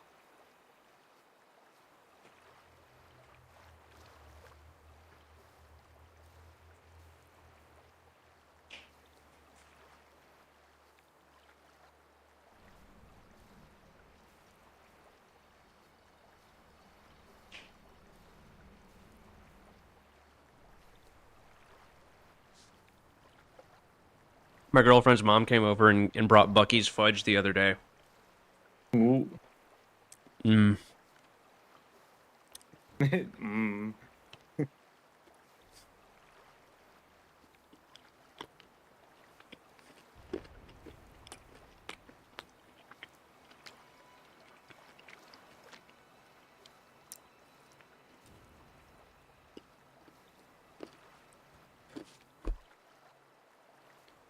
There we go. There we go.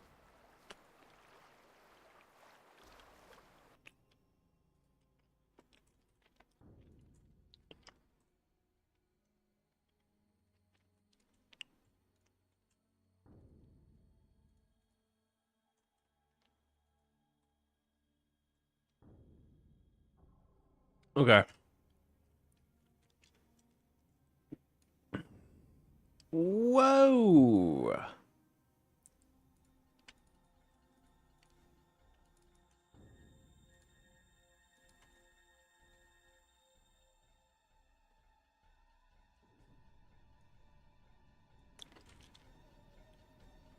All right, here's what I'm going to do. So in order to... First, we got to level this out because it's not actually level. This is how the Shortsword came to me originally at this slightly tilted angle. This is how it flies normally. So it's not perfectly level. I'm going to go ahead and create a new animation that won't be used where it is level. So let's unhide the armature. Let's pose it. If I can find the pedestal bone. Armature. Pose. Root. Let's find the pedestal. Yeah, there we go. Pedestal.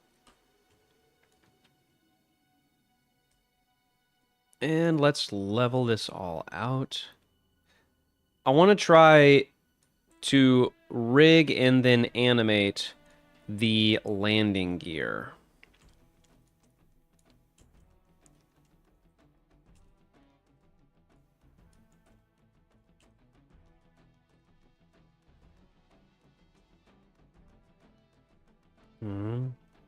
Go here. No, bone.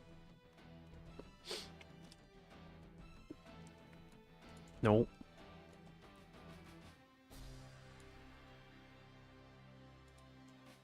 Okay.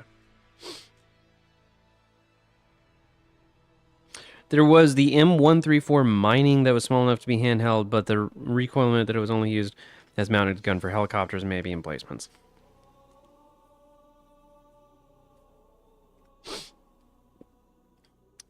Will the fire bases be based off of current Halo Wars or the early build of Halo Wars where it is individual ability? It's going to be based off of the in-game buildings. The one that, yeah, actually made it into the game.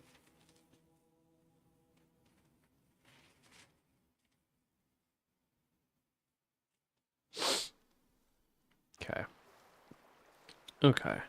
So, all right, now we got to start building bones. So let's go ahead and isolate that.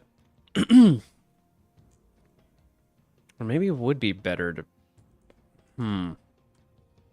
Any idle. Oh, wait.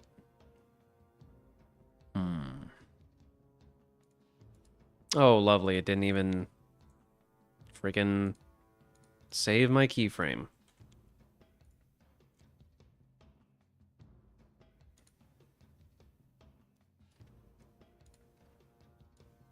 Let's just try to level this out. That's all we're gonna do.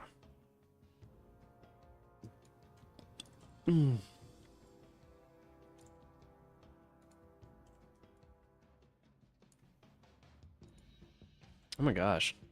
Can you chill, please? That's good enough. The hell?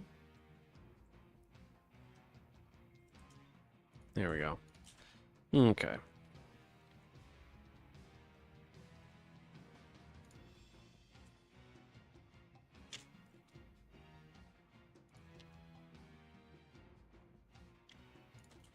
All right, armature, single bone. Scale up the bone. Let's see.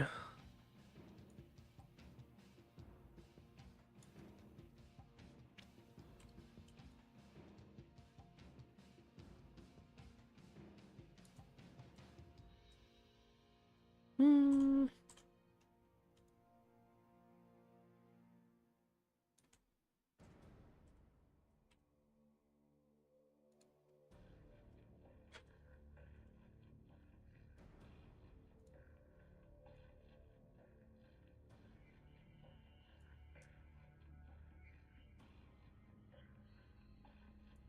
I think I'm gonna head out All and right. get food. Thanks for hanging out, man. Yeah. I'll see you later. And All right. Merry Christmas and stuff. Merry Christmas. I'll see you later, man. Yeah. Peace.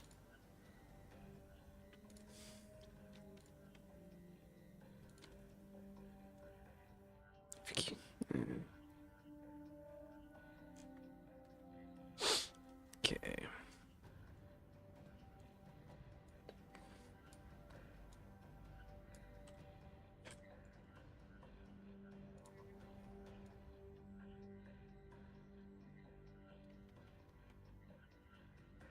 Hmm.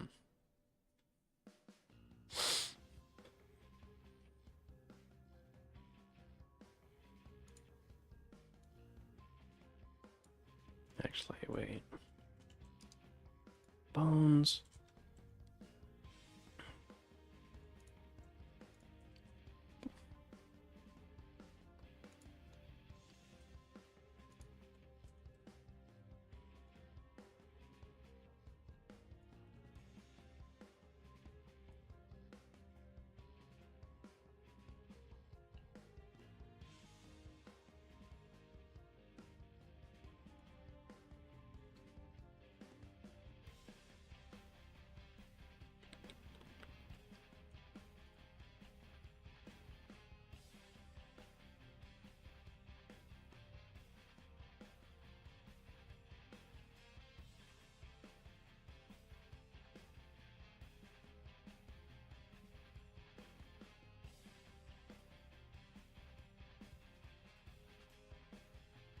Okay. Okay. Join these two. All right. Now we gotta parent these properly, and that's gonna be a little tricky. We also gotta name them.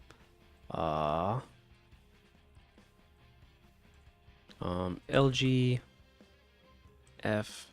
Wait, where are we?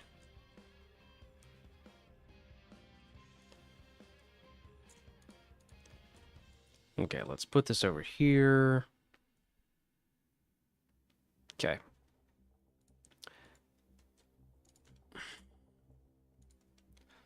LG F R for front right, and then low.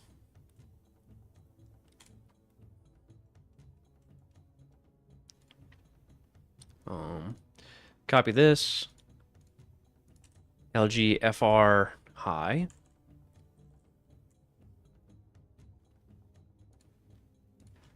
LG FR piston low.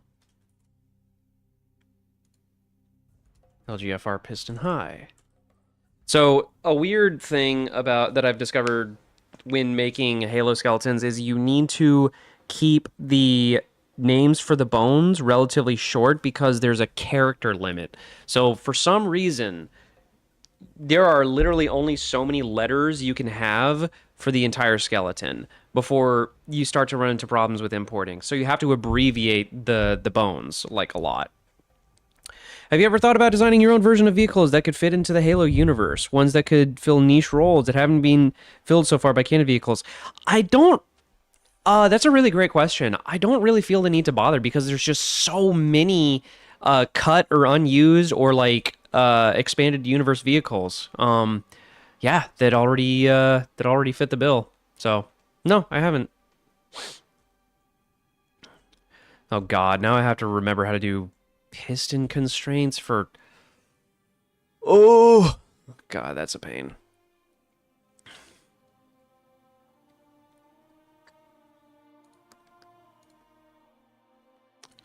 Um,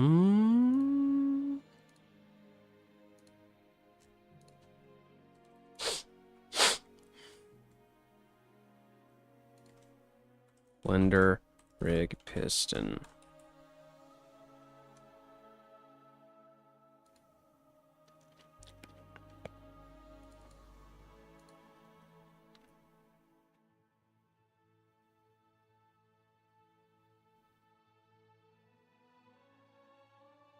I'm watching a quick tutorial on how to rig a piston in Blender.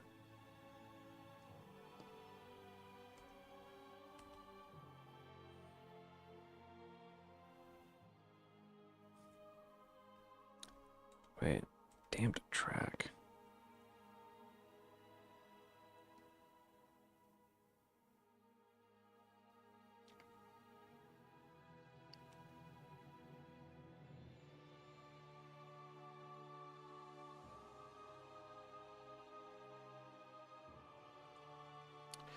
Okay.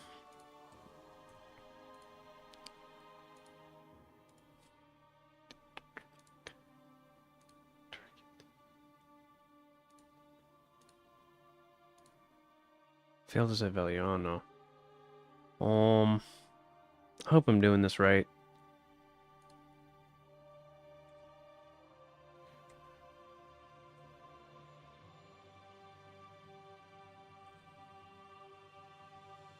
Oh, bone constraint, not regular constraint. Silly. Pose. Is it in pose? It is. Damp track. Okay.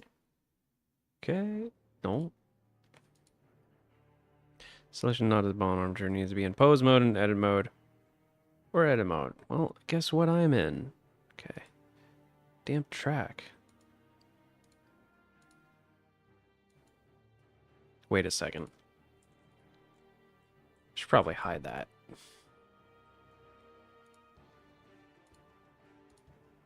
There we go. Okay. Okay. You. Okay, parent that. Keep object. Why are you not being... Oh, it got to be in edit mode. Keep offset. Keep offset. Yeah. Pose mode. Let's see if this will do anything. Oh, shoot. It's doing the thing. Yes. Perfect. That is exactly what I needed. Yes. Okay, good. Good, good, good, good. Things are actually working. Okay. So now I'm gonna make this... make the names visible. All right. Okay.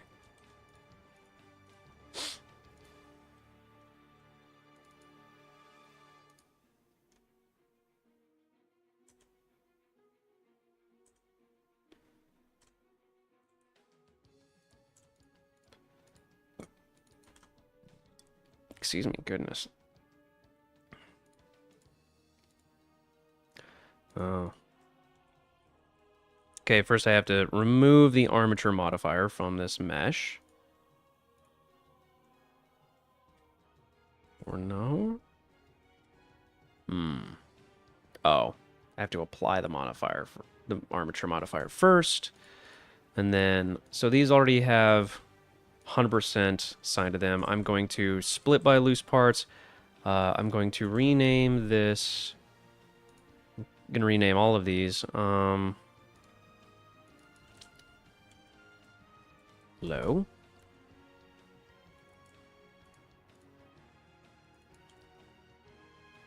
Okay. This one is going to be a little tricky. FR piss low. Piston low. I'm going to also add piston high. Okay, so this is going to be a little tricky. What I'm going to do here is I'm going to assign this to the piston high, assign this to the piston low. Okay. Now, let's take all of these guys, assign them armature modifiers. Uh-oh. Why is there another armature in my scene? Where is it? What the hell? Oh, wait, no, that's perfectly fine. Yeah, okay. Just so I don't get confused.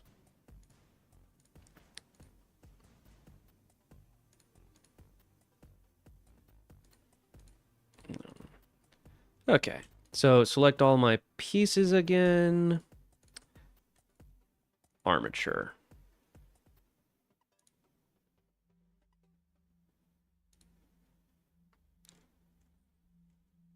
Will you be remaking the Halo Wars 1 turrets? Best turret design in the mod? Yes, I will.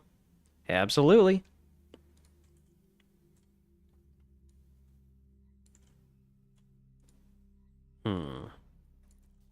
Okay, I'm missing a step, I think. Oh, duh. I have to select the landing gear armature. Landing gear. Oh, there we go.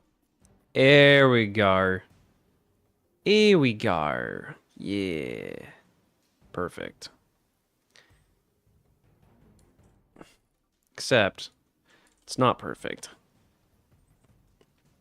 Because this is sliding back and forth up here for some reason. We don't want that. Remove that. And same here. Remove that. Okay. There we go.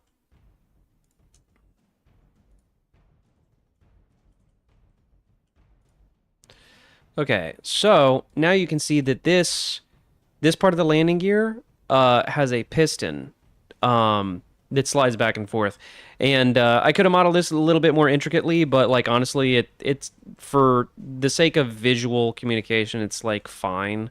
But yeah, this little piston slides in and out so that it can all scissor together. Cool. All right.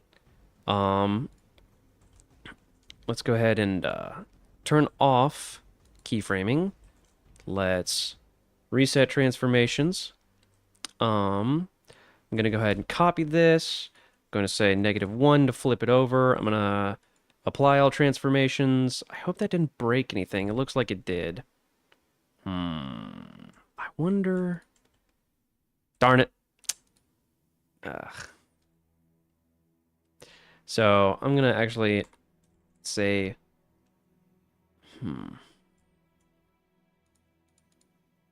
going to actually move it over by removing that negative in the space, because it's all vertically oriented, so it's not, there's not like left-right asymmetry.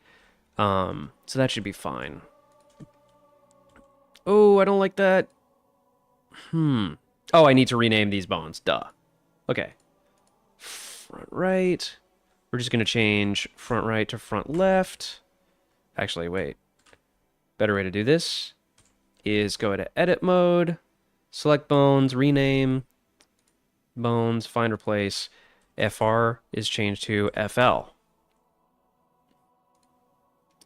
There we go. Okay.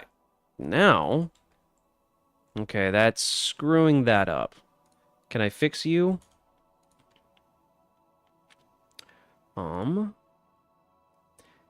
Piston high. FL. Yeah, that's correct, actually. So I don't understand why... Okay. Okay, that seems to be working. Okay. And then now I can actually just delete these guys. Yeah.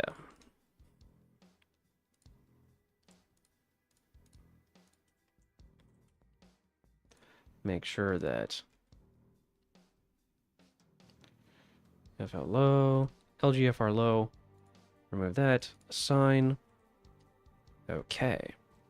So now we can take all the landing gear, double check that the animation still works, and it doesn't seem to for some reason. Oh. Armature, landing gear, check again. Yep. Seems to work okay. Good. Then we're gonna symmetry this, or mirror it rather, and then gonna go into edit, separate selection, then we're gonna go into vertex group reneighbor, find and replace, find FR, replace it with FL. And now this should animate properly as well. Boom! Ugh, love to see it. How much of the fire bases are you planning on recreating? The human and covenant fire bases, which will have fully explorable interiors, and you'll be able to blow them up. It's going to be a lot of work and a lot of technical hurdles, so I may have to scale back the scope and complexity of it, but yeah, that's going to be the goal.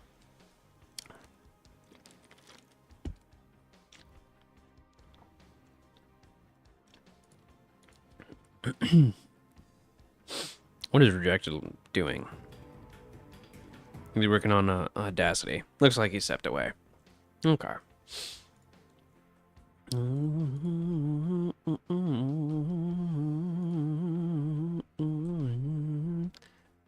Alright. I'm actually going to delete that.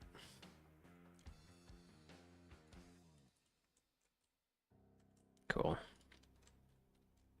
Okay, now we're going to work on the rear landing gear.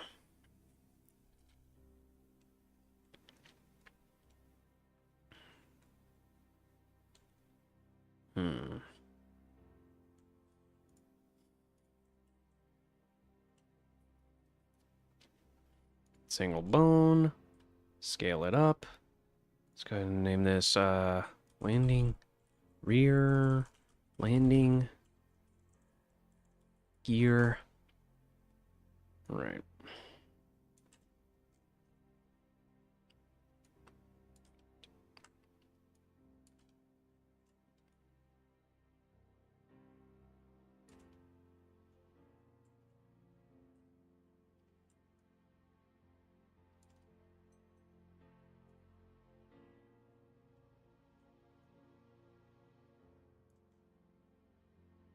Okay.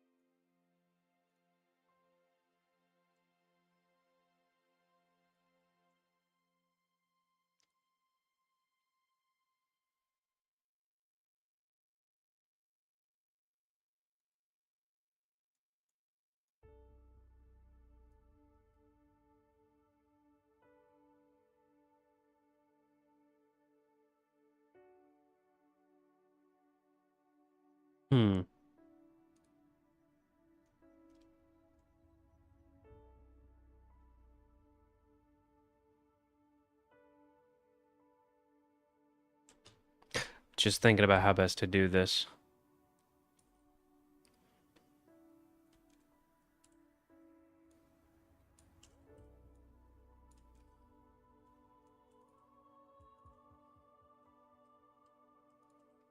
Okay.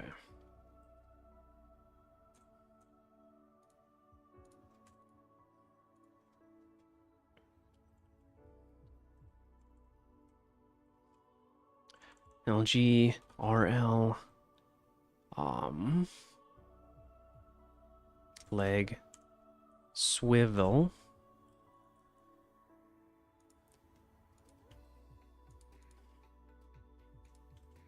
Oh, rear landing gear. Okay, bone. This is swivel, leg, base, wheel, swivel. Okay. Pose. All right. Take this.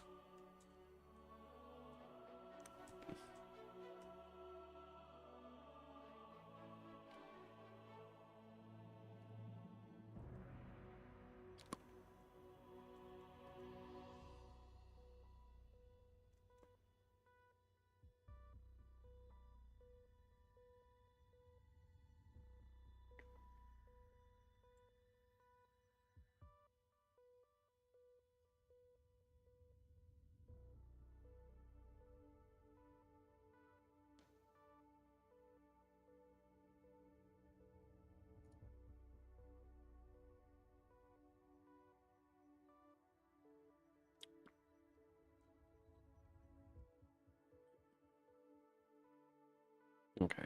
So you gonna be parented to you, keep offset. You are parented to you, keep offset. Wait, no, other way around.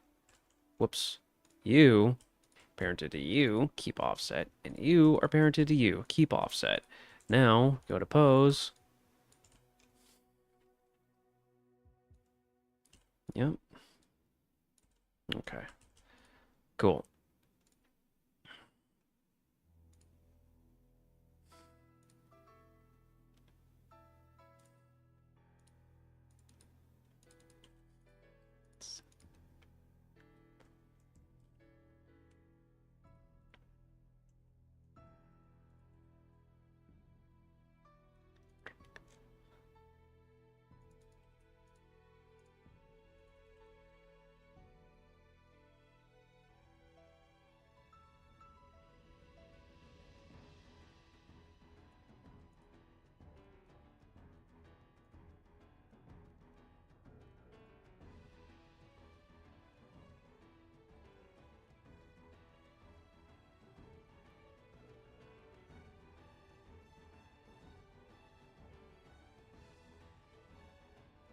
Yep. There we go.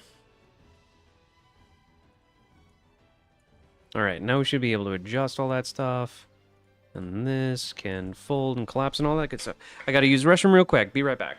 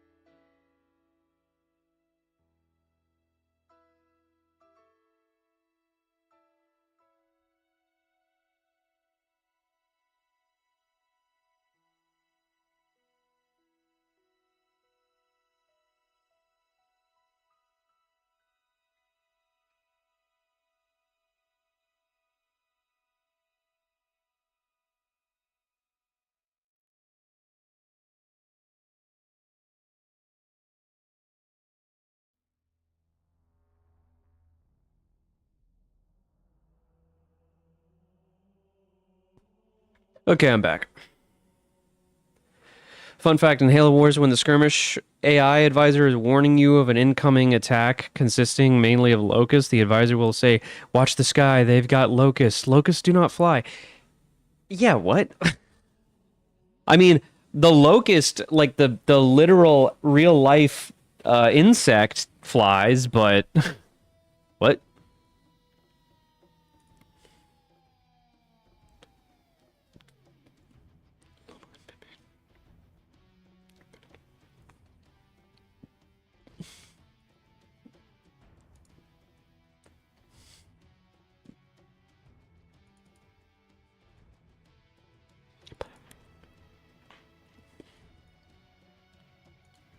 Okay. Okay, so now we're gonna do a little bit of kit bashing. Um.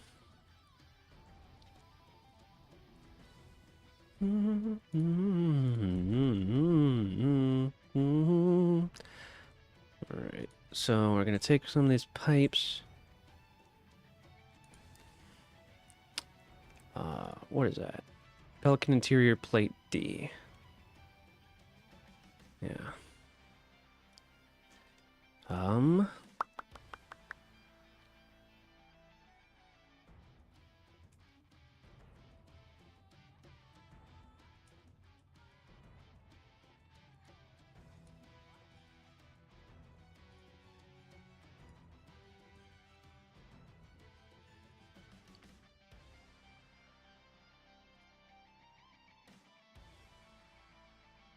Hmm. Mesh. Cylinder.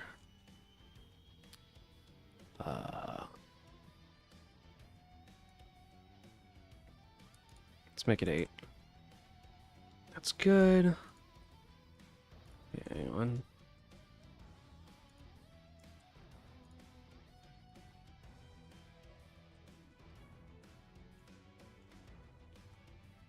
Okay, faces.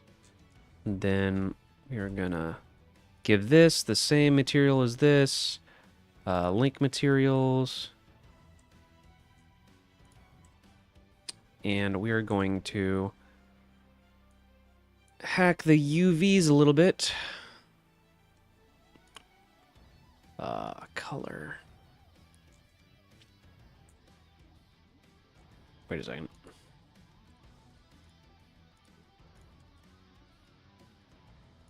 Link material. There we go. Don't need you anymore.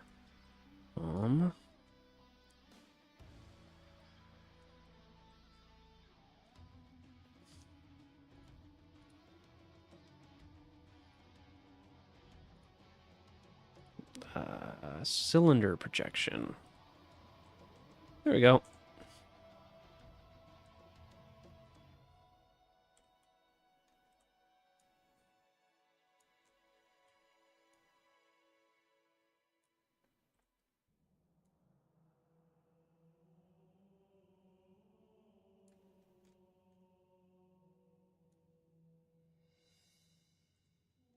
There we go. I'm basically kit bashing a little piston real quick.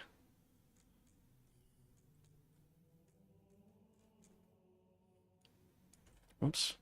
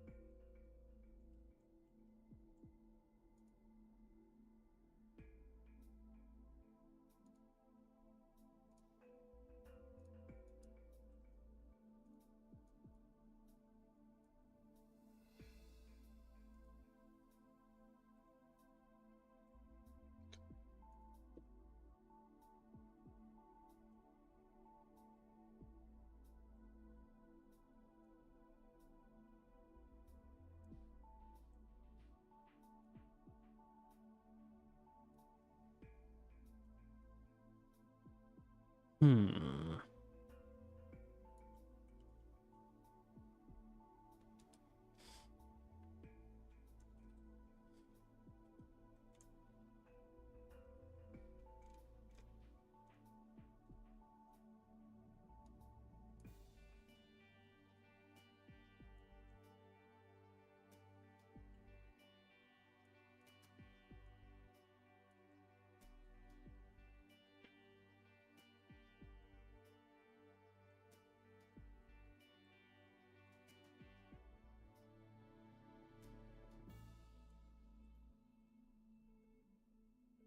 Yeah, it looks okay.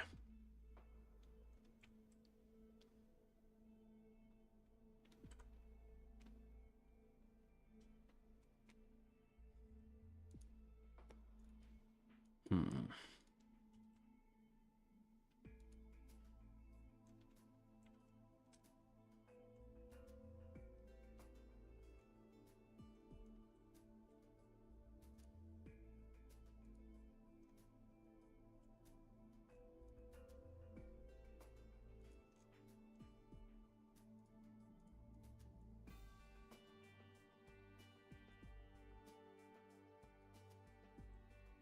There we go. Piston.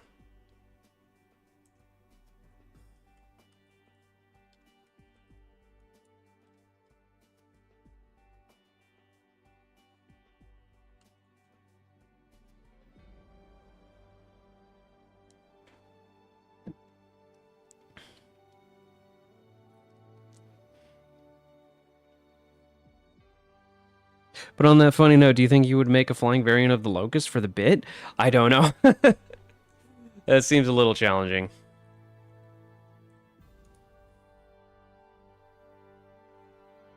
Hmm.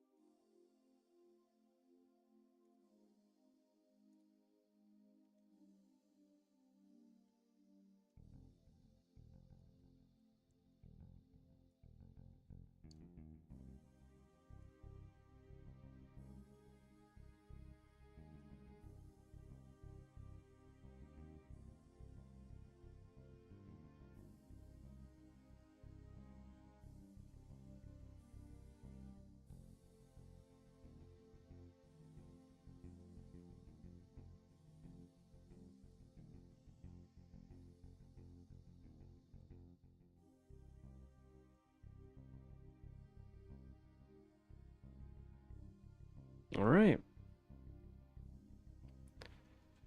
So there's our piston. And the place we're going to use it is back here.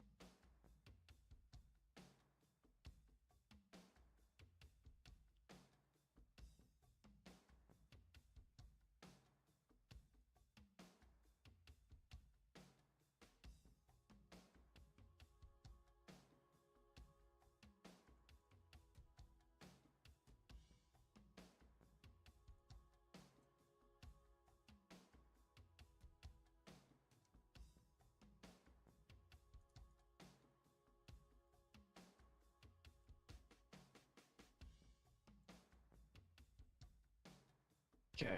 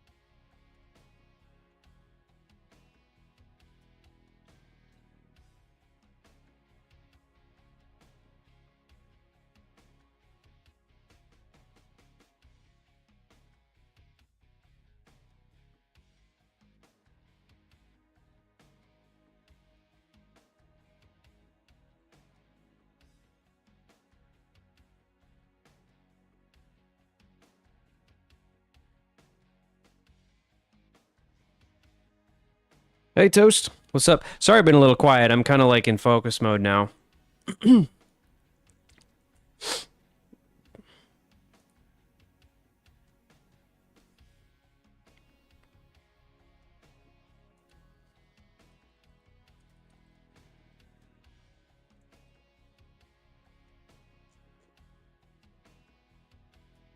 that. Let's see what happens. Listening to Oh my God, that's projected terrifying. stream real quick. Guns.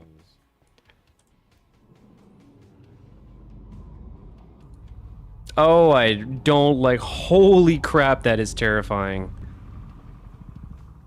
Oh my God, dude. Oh Yeah, my let's talk about a God. bird. Yeah, that way it has like some variance, but like at least have one bass sound. That's crazy. Also, hi Skaboodly. I know that guy. I saw him in person recently. He said hi to me. It was cool. I liked it. Yeah.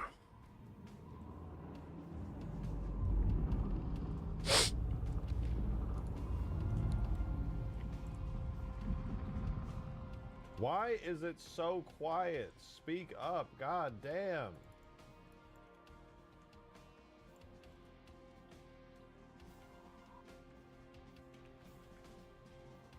Kind of him to associate with you. Bitch, what the fuck?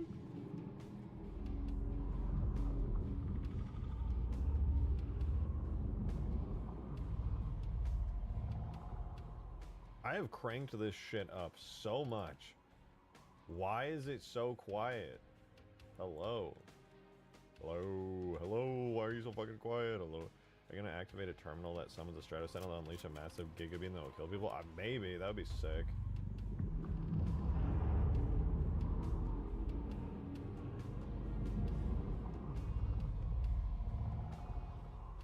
Is that loud to you guys? It feels like it's so quiet to me compared to like the assault rifle.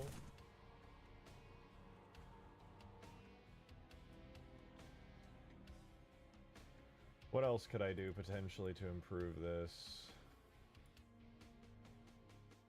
I could try editing.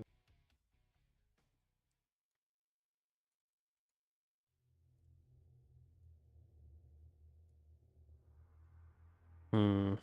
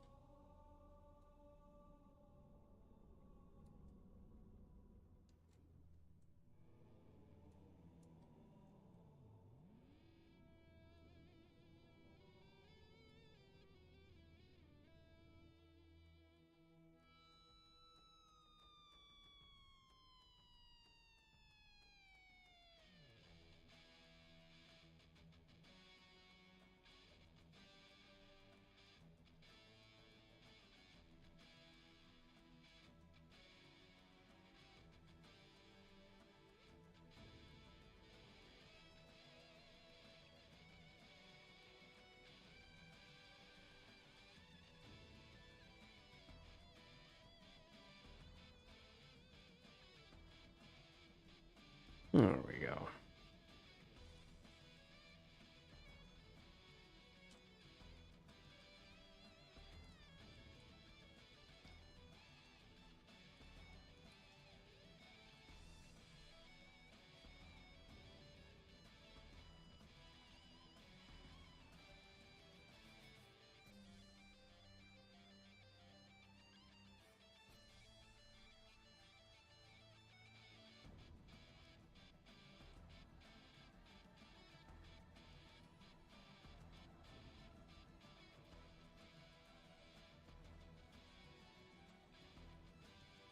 Beautiful. Absolutely lovely, beautiful.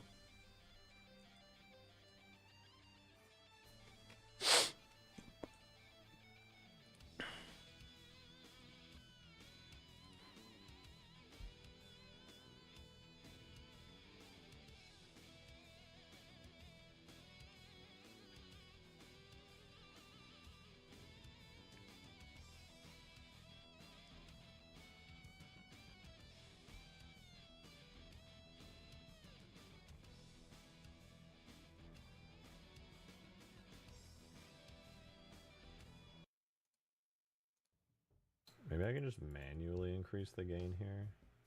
Additional attenuation when playing.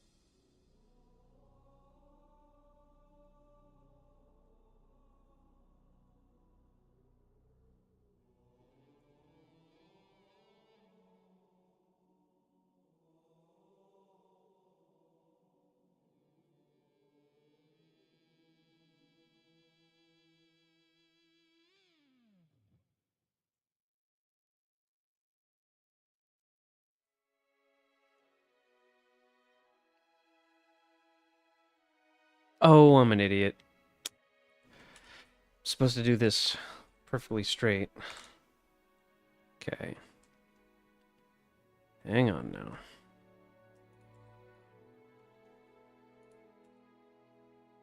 Armature, single bone.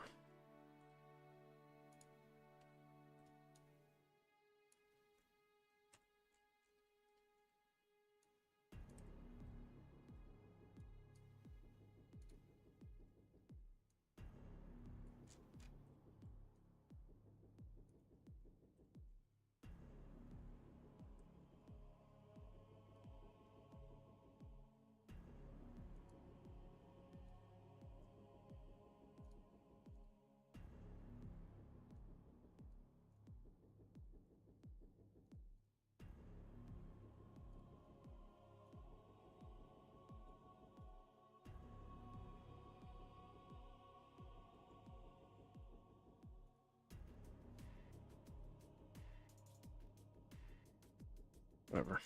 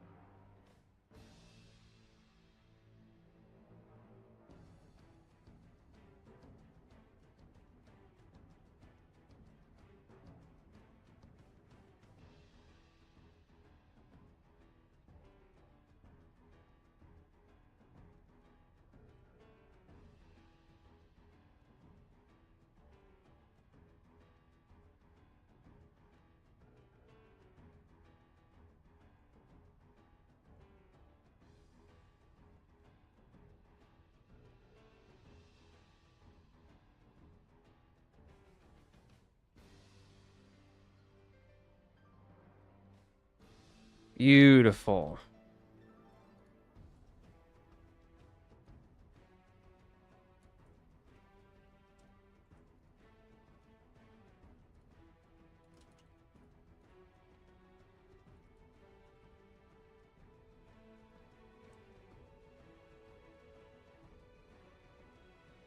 Okay.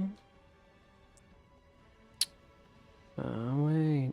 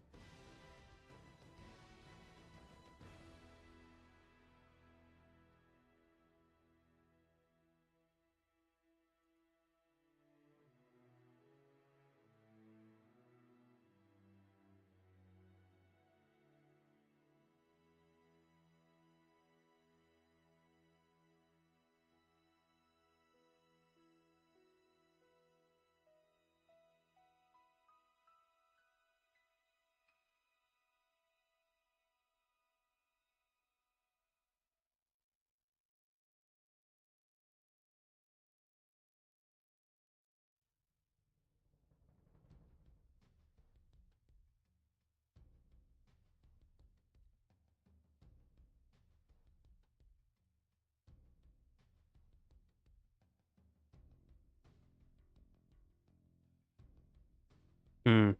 Okay, so I'm realizing that I need to rename things just a bit. How goes the animating? It's going pretty smoothly. I just need to rename my bones. Hmm.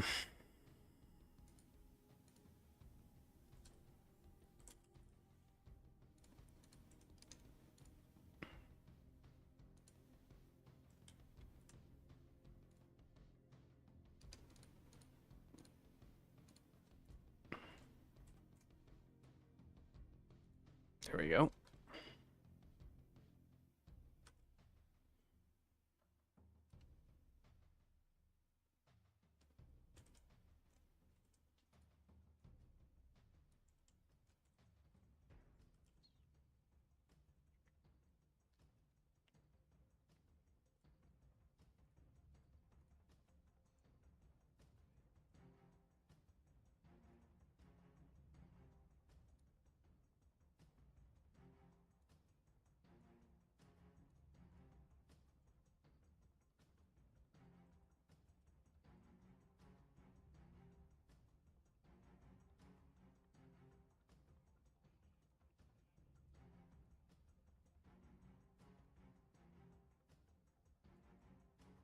Okay. Good, good, good.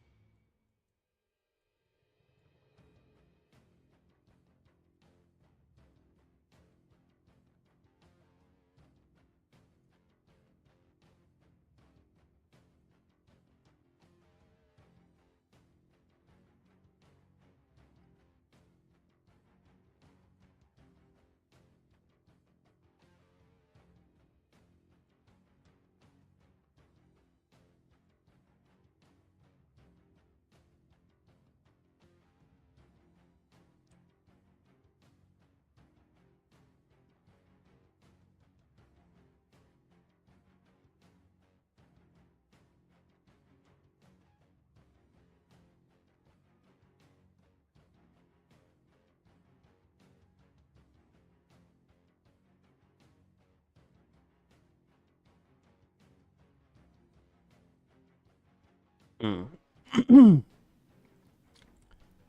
Transform. Wait, shit. Oh, shit.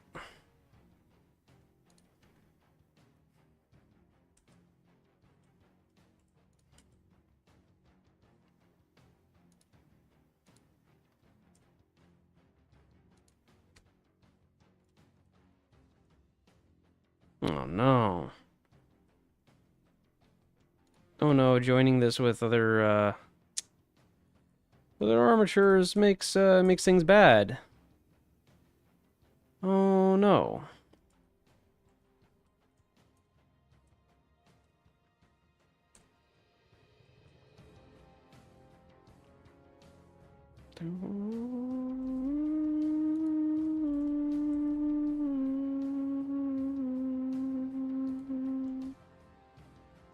Hmm. Yeah, something funky's going on with my bones.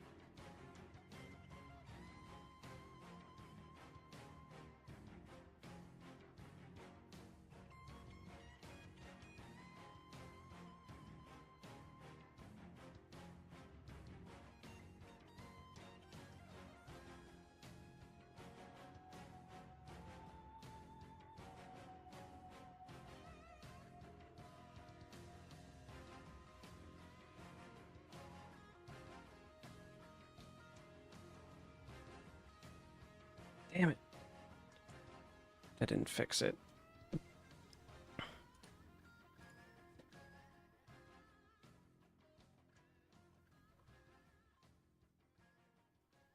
Hmm.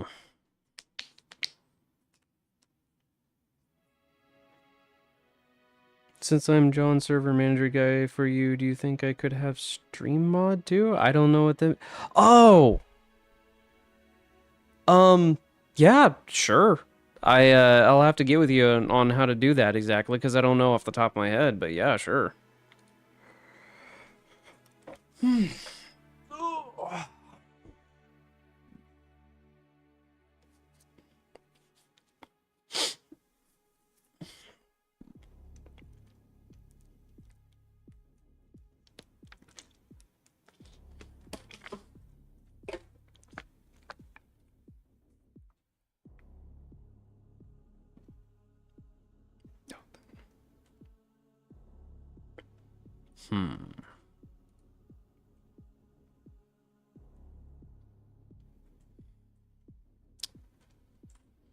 Man.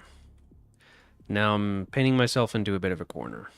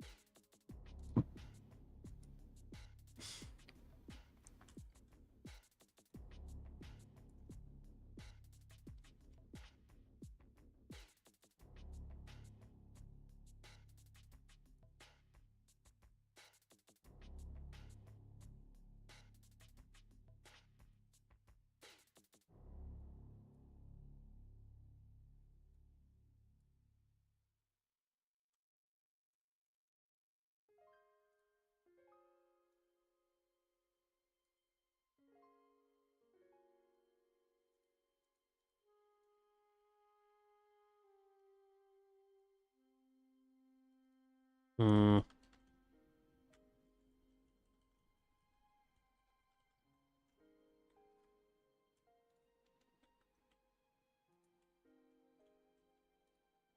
Damn it.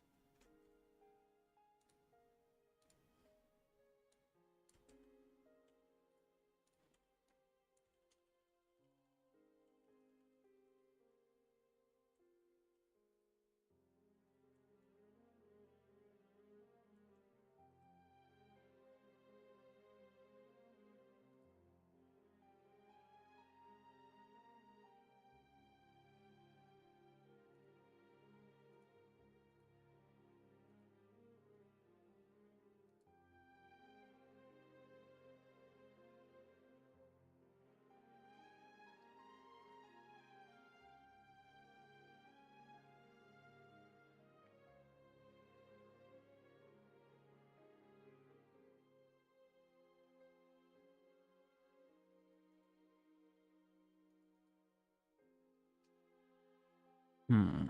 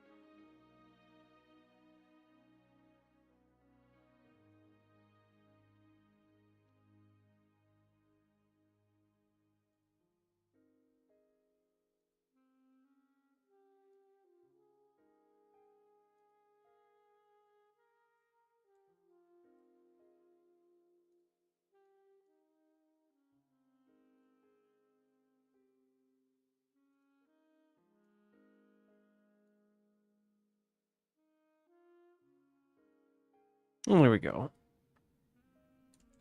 Hmm.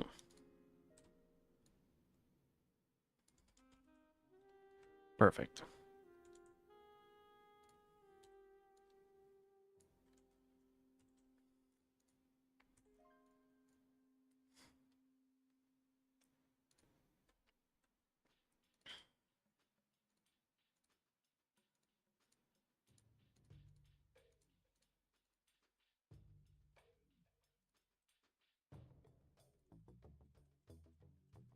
There we go.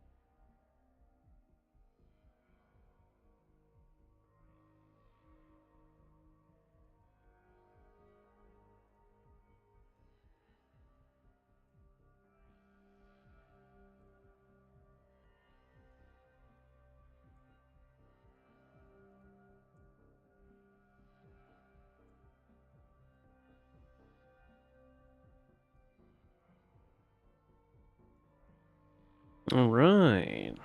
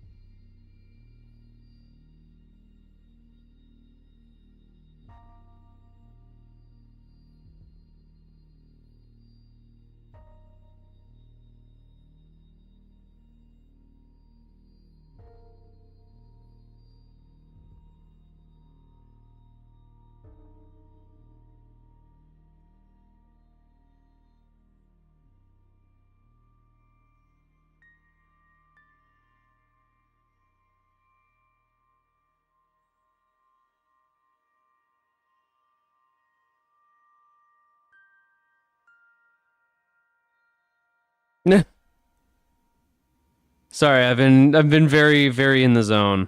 He's so locked in that he's been silent for like 20 minutes. To be honest, rigging is just like that sometimes. Yeah, no, sorry guys. I have absolutely been locked in and been very concentrating. Um like I said, Rejected is just better than me at working while entertaining an audience. That's something I got to work on. I apologize. But yeah, making some pretty good progress on this landing gear. So as you can see, this is the rear landing gear, and it's got pistons and other bits. And I'm gonna animate the actual like side door to open up. But yeah, basically this lifts up and out, or up and in to the landing gear compartment. So if this isn't here and this isn't here, you can see what that looks like. I am faking it just a little bit. It's kind of squeezing in there when it doesn't really have enough space. But like by the time it gets to here, like you're not gonna see that. In the door will close up. So yeah.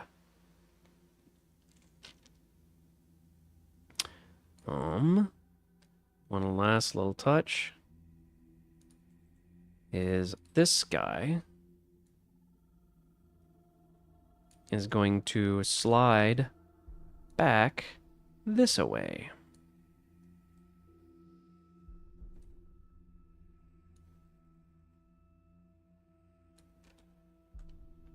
So it's gonna just slide along this little track here. Make sure it's...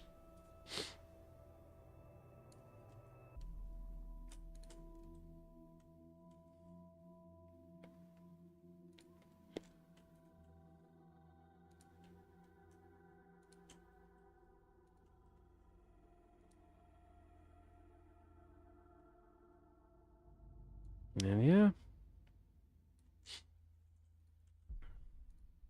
It gets a little noisy and hard to see what's going on, so yeah. That piston will slide back. The animation's updating a little weird. The pistons are getting all scrambled when I flip between the keys, but yeah. You get the idea. In the actual game, it'll be a lot smoother.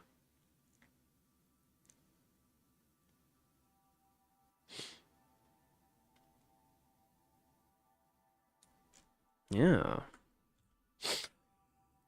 Oh. All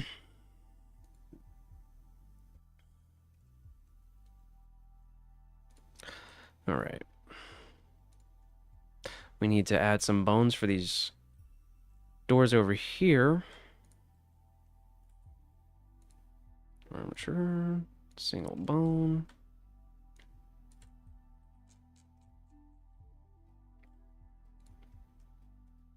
Oh, don't need any animation on that.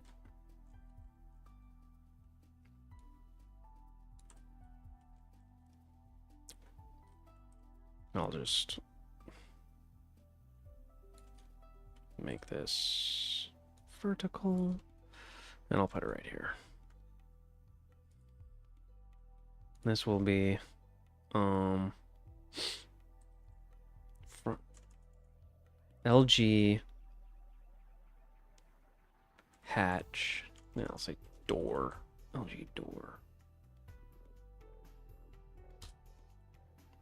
FL. LG door FL. LG door FL. Yeah. And reset all transforms and select that, symmetrize. So we have F and R names, F and R. Cool. All right.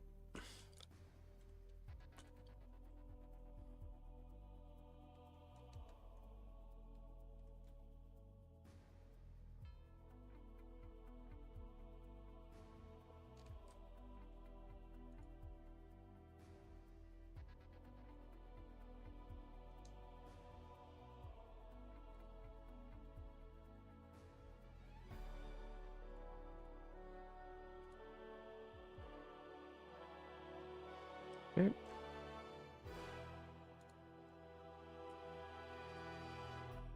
Combine that into that. And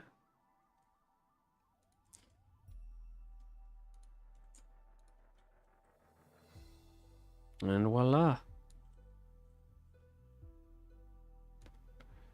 Cool.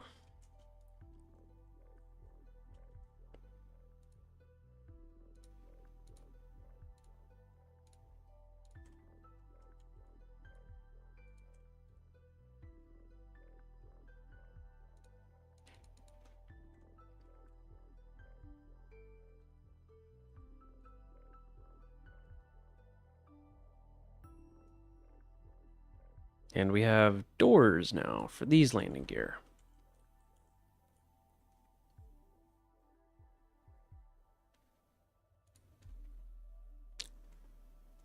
Shake my head, not over perfecting animations details that no one will see. Look, man, professionals have standards, okay? I can't help it.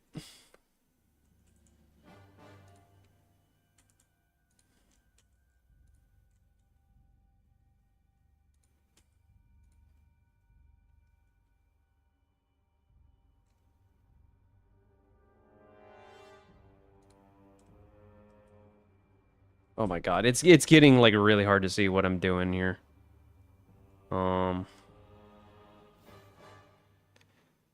Yeah. Gotta widen up this camera just a bit so I can get in the absolute crevices of this thing.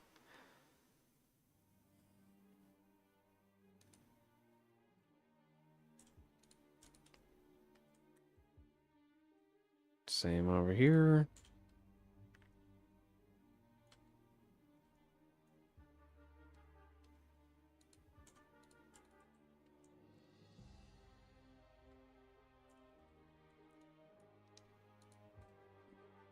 Okay.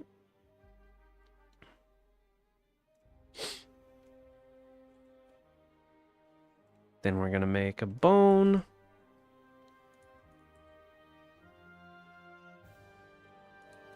Single bone.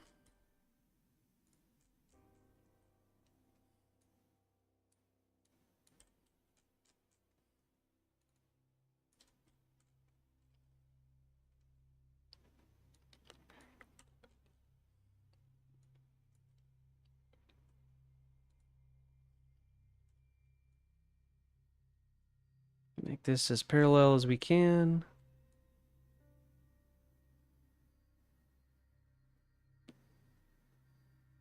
Actually, I'm gonna make the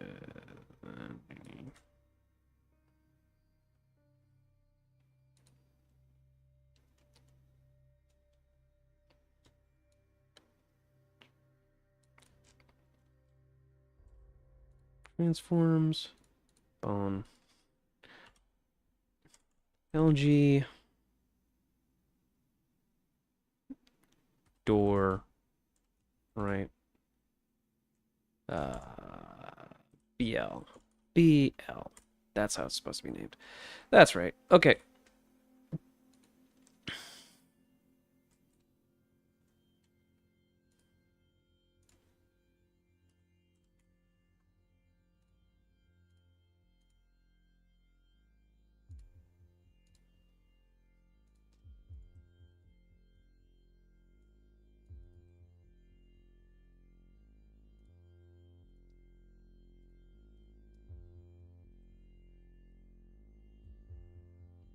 Okay.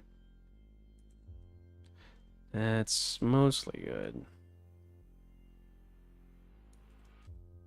The alignment of this bone is really tricky. But symmetrize. All right.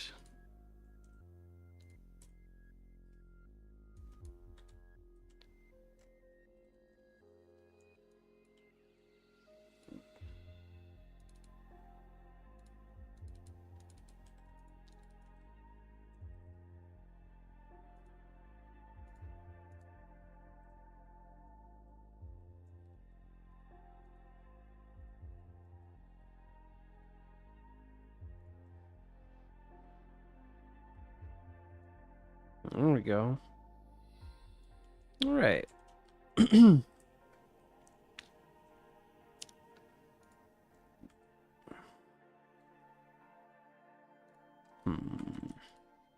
You.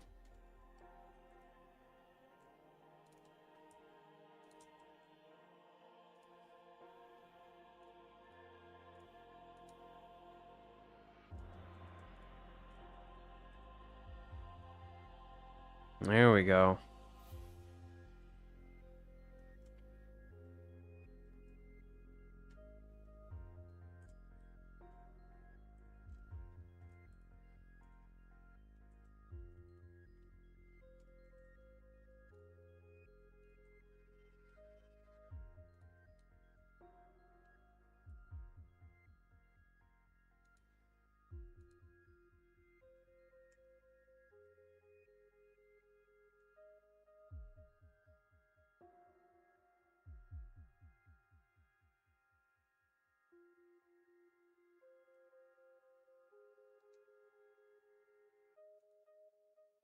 No, I just forgot actually. Or I just remembered rather.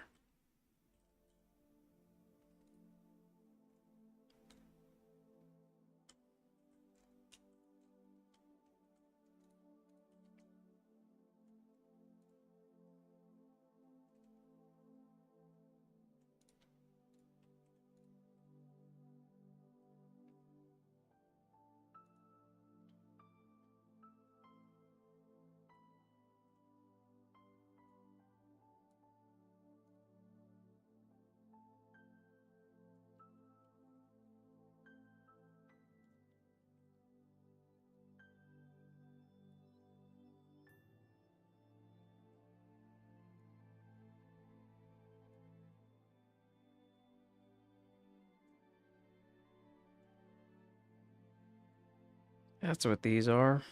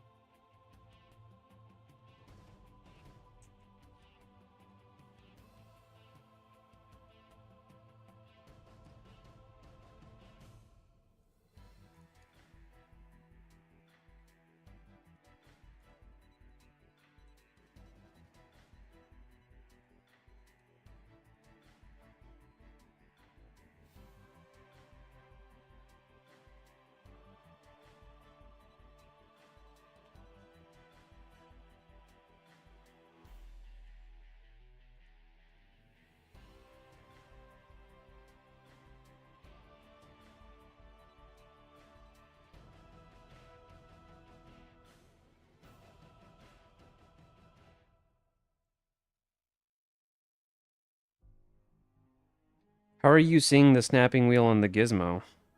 Snapping wheel? Oh, by holding down control while I rotate. Shake my head over and over.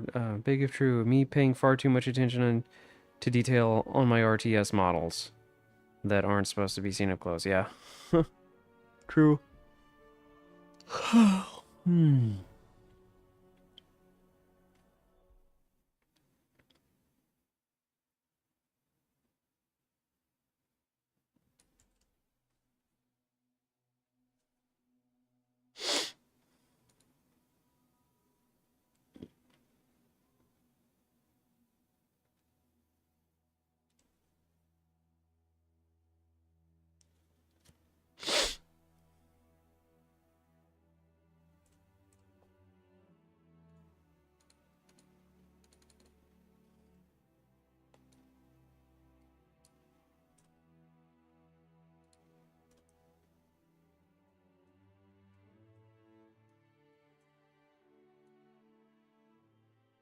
Fuck.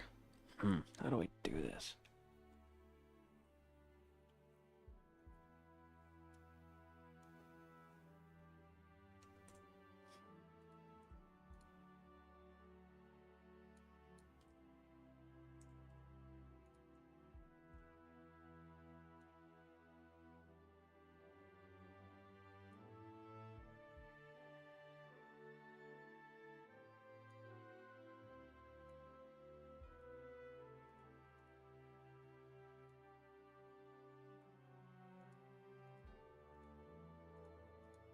Damn it.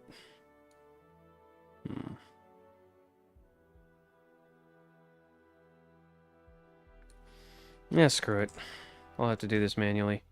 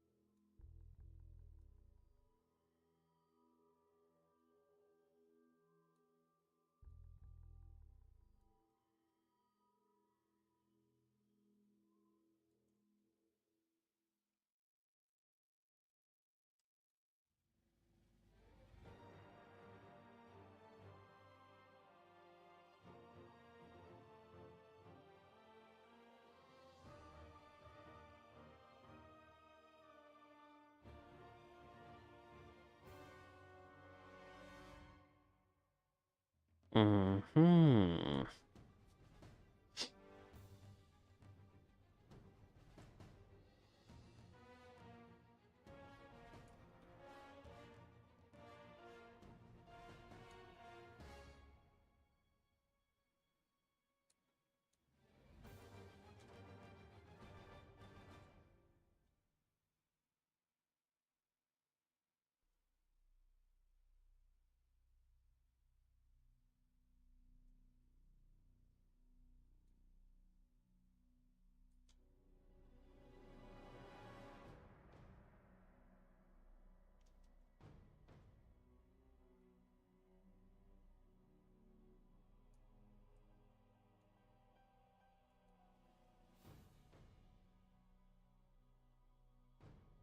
Okay, that's better.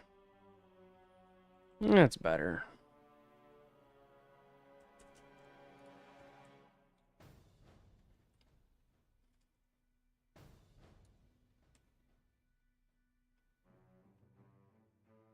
Okay, well, maybe not as good as I'd hoped. Ugh, god dang it. Ugh.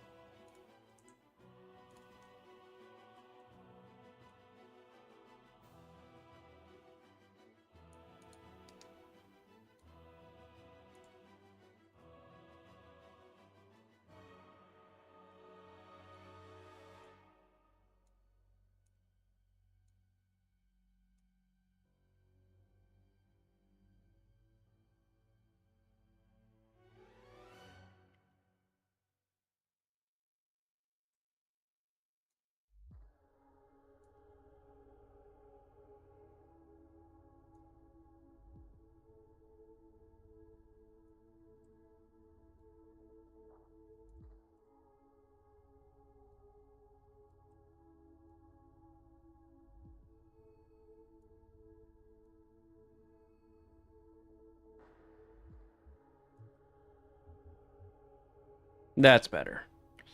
Now it's not colliding.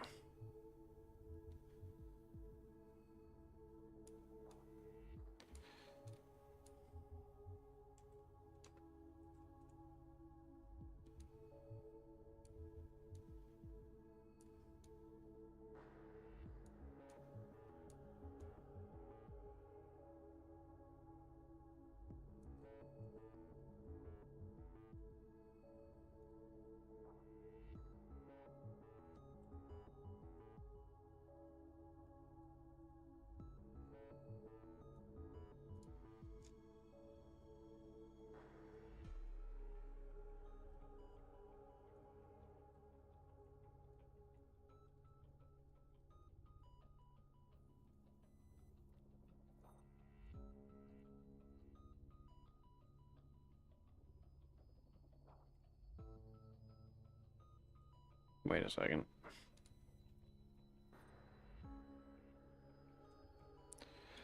Oh boy.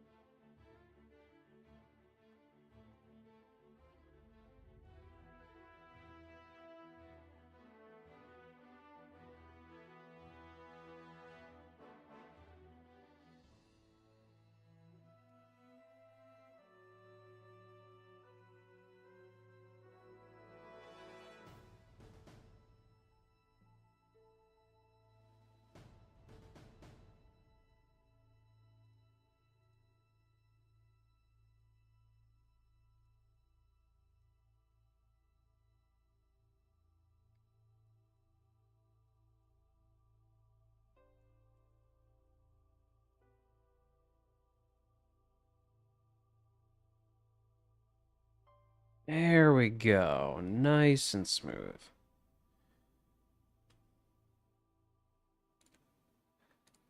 Just timing.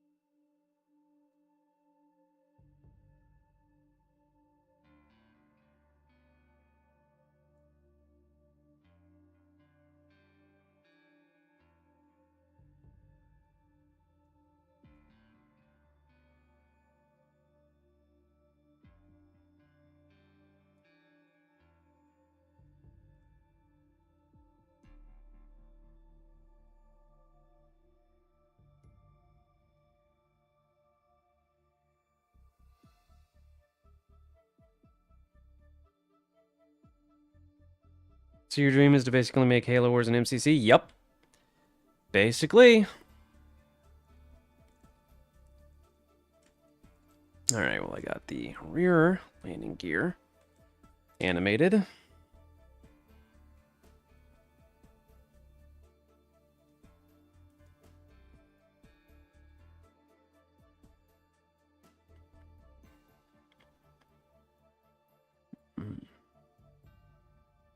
Stubby landing gear for a medium bomber, lol. Yeah, I know. Look, this thing is so skinny. There's only so much space.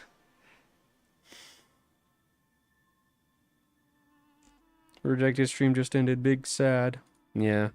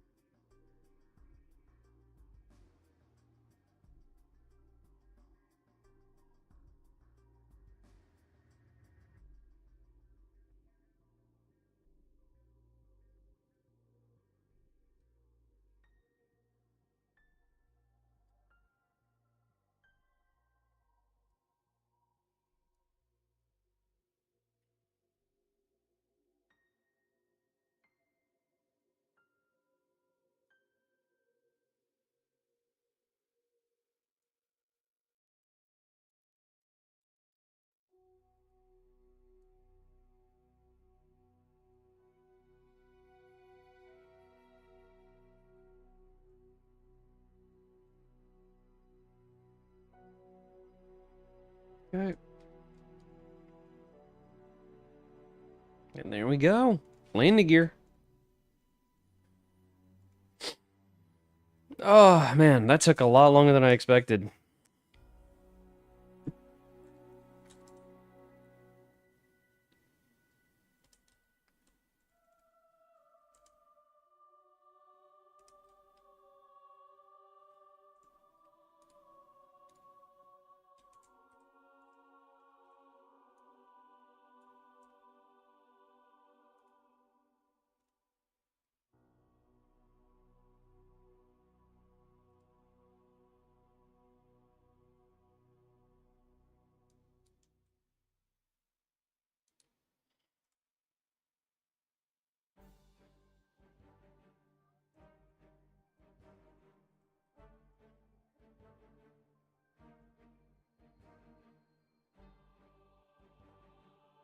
There we go.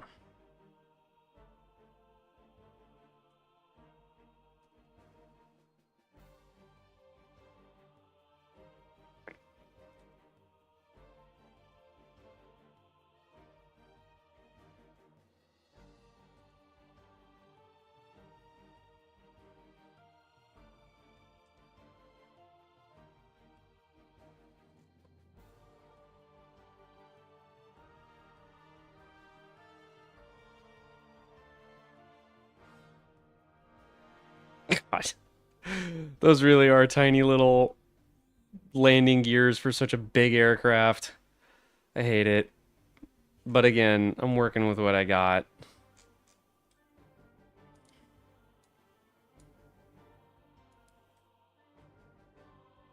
They're so dinky. Oh my god. All right.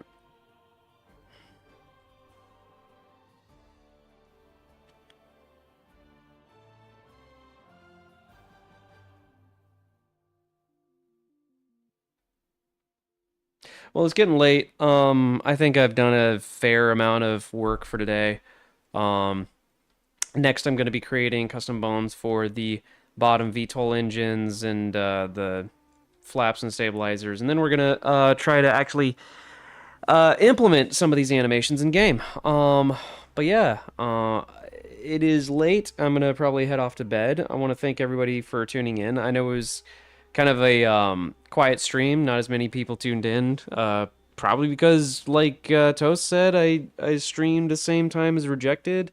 Um, I don't know how to really fix that going forward, other than to try to schedule streams at a different time. But yeah, uh, it is a VTOL. It should be fine. I mean, dude, if you made a bomber a VTOL, they would be so broken. You can't do that. But it just hovers in place and continues to bomb the same area over and over. Um, but yeah, yeah. Again, thank you everybody who tuned in. Got a lot done today, and there's more work to be done. So stay tuned for the next one. I appreciate y'all. Have a good night.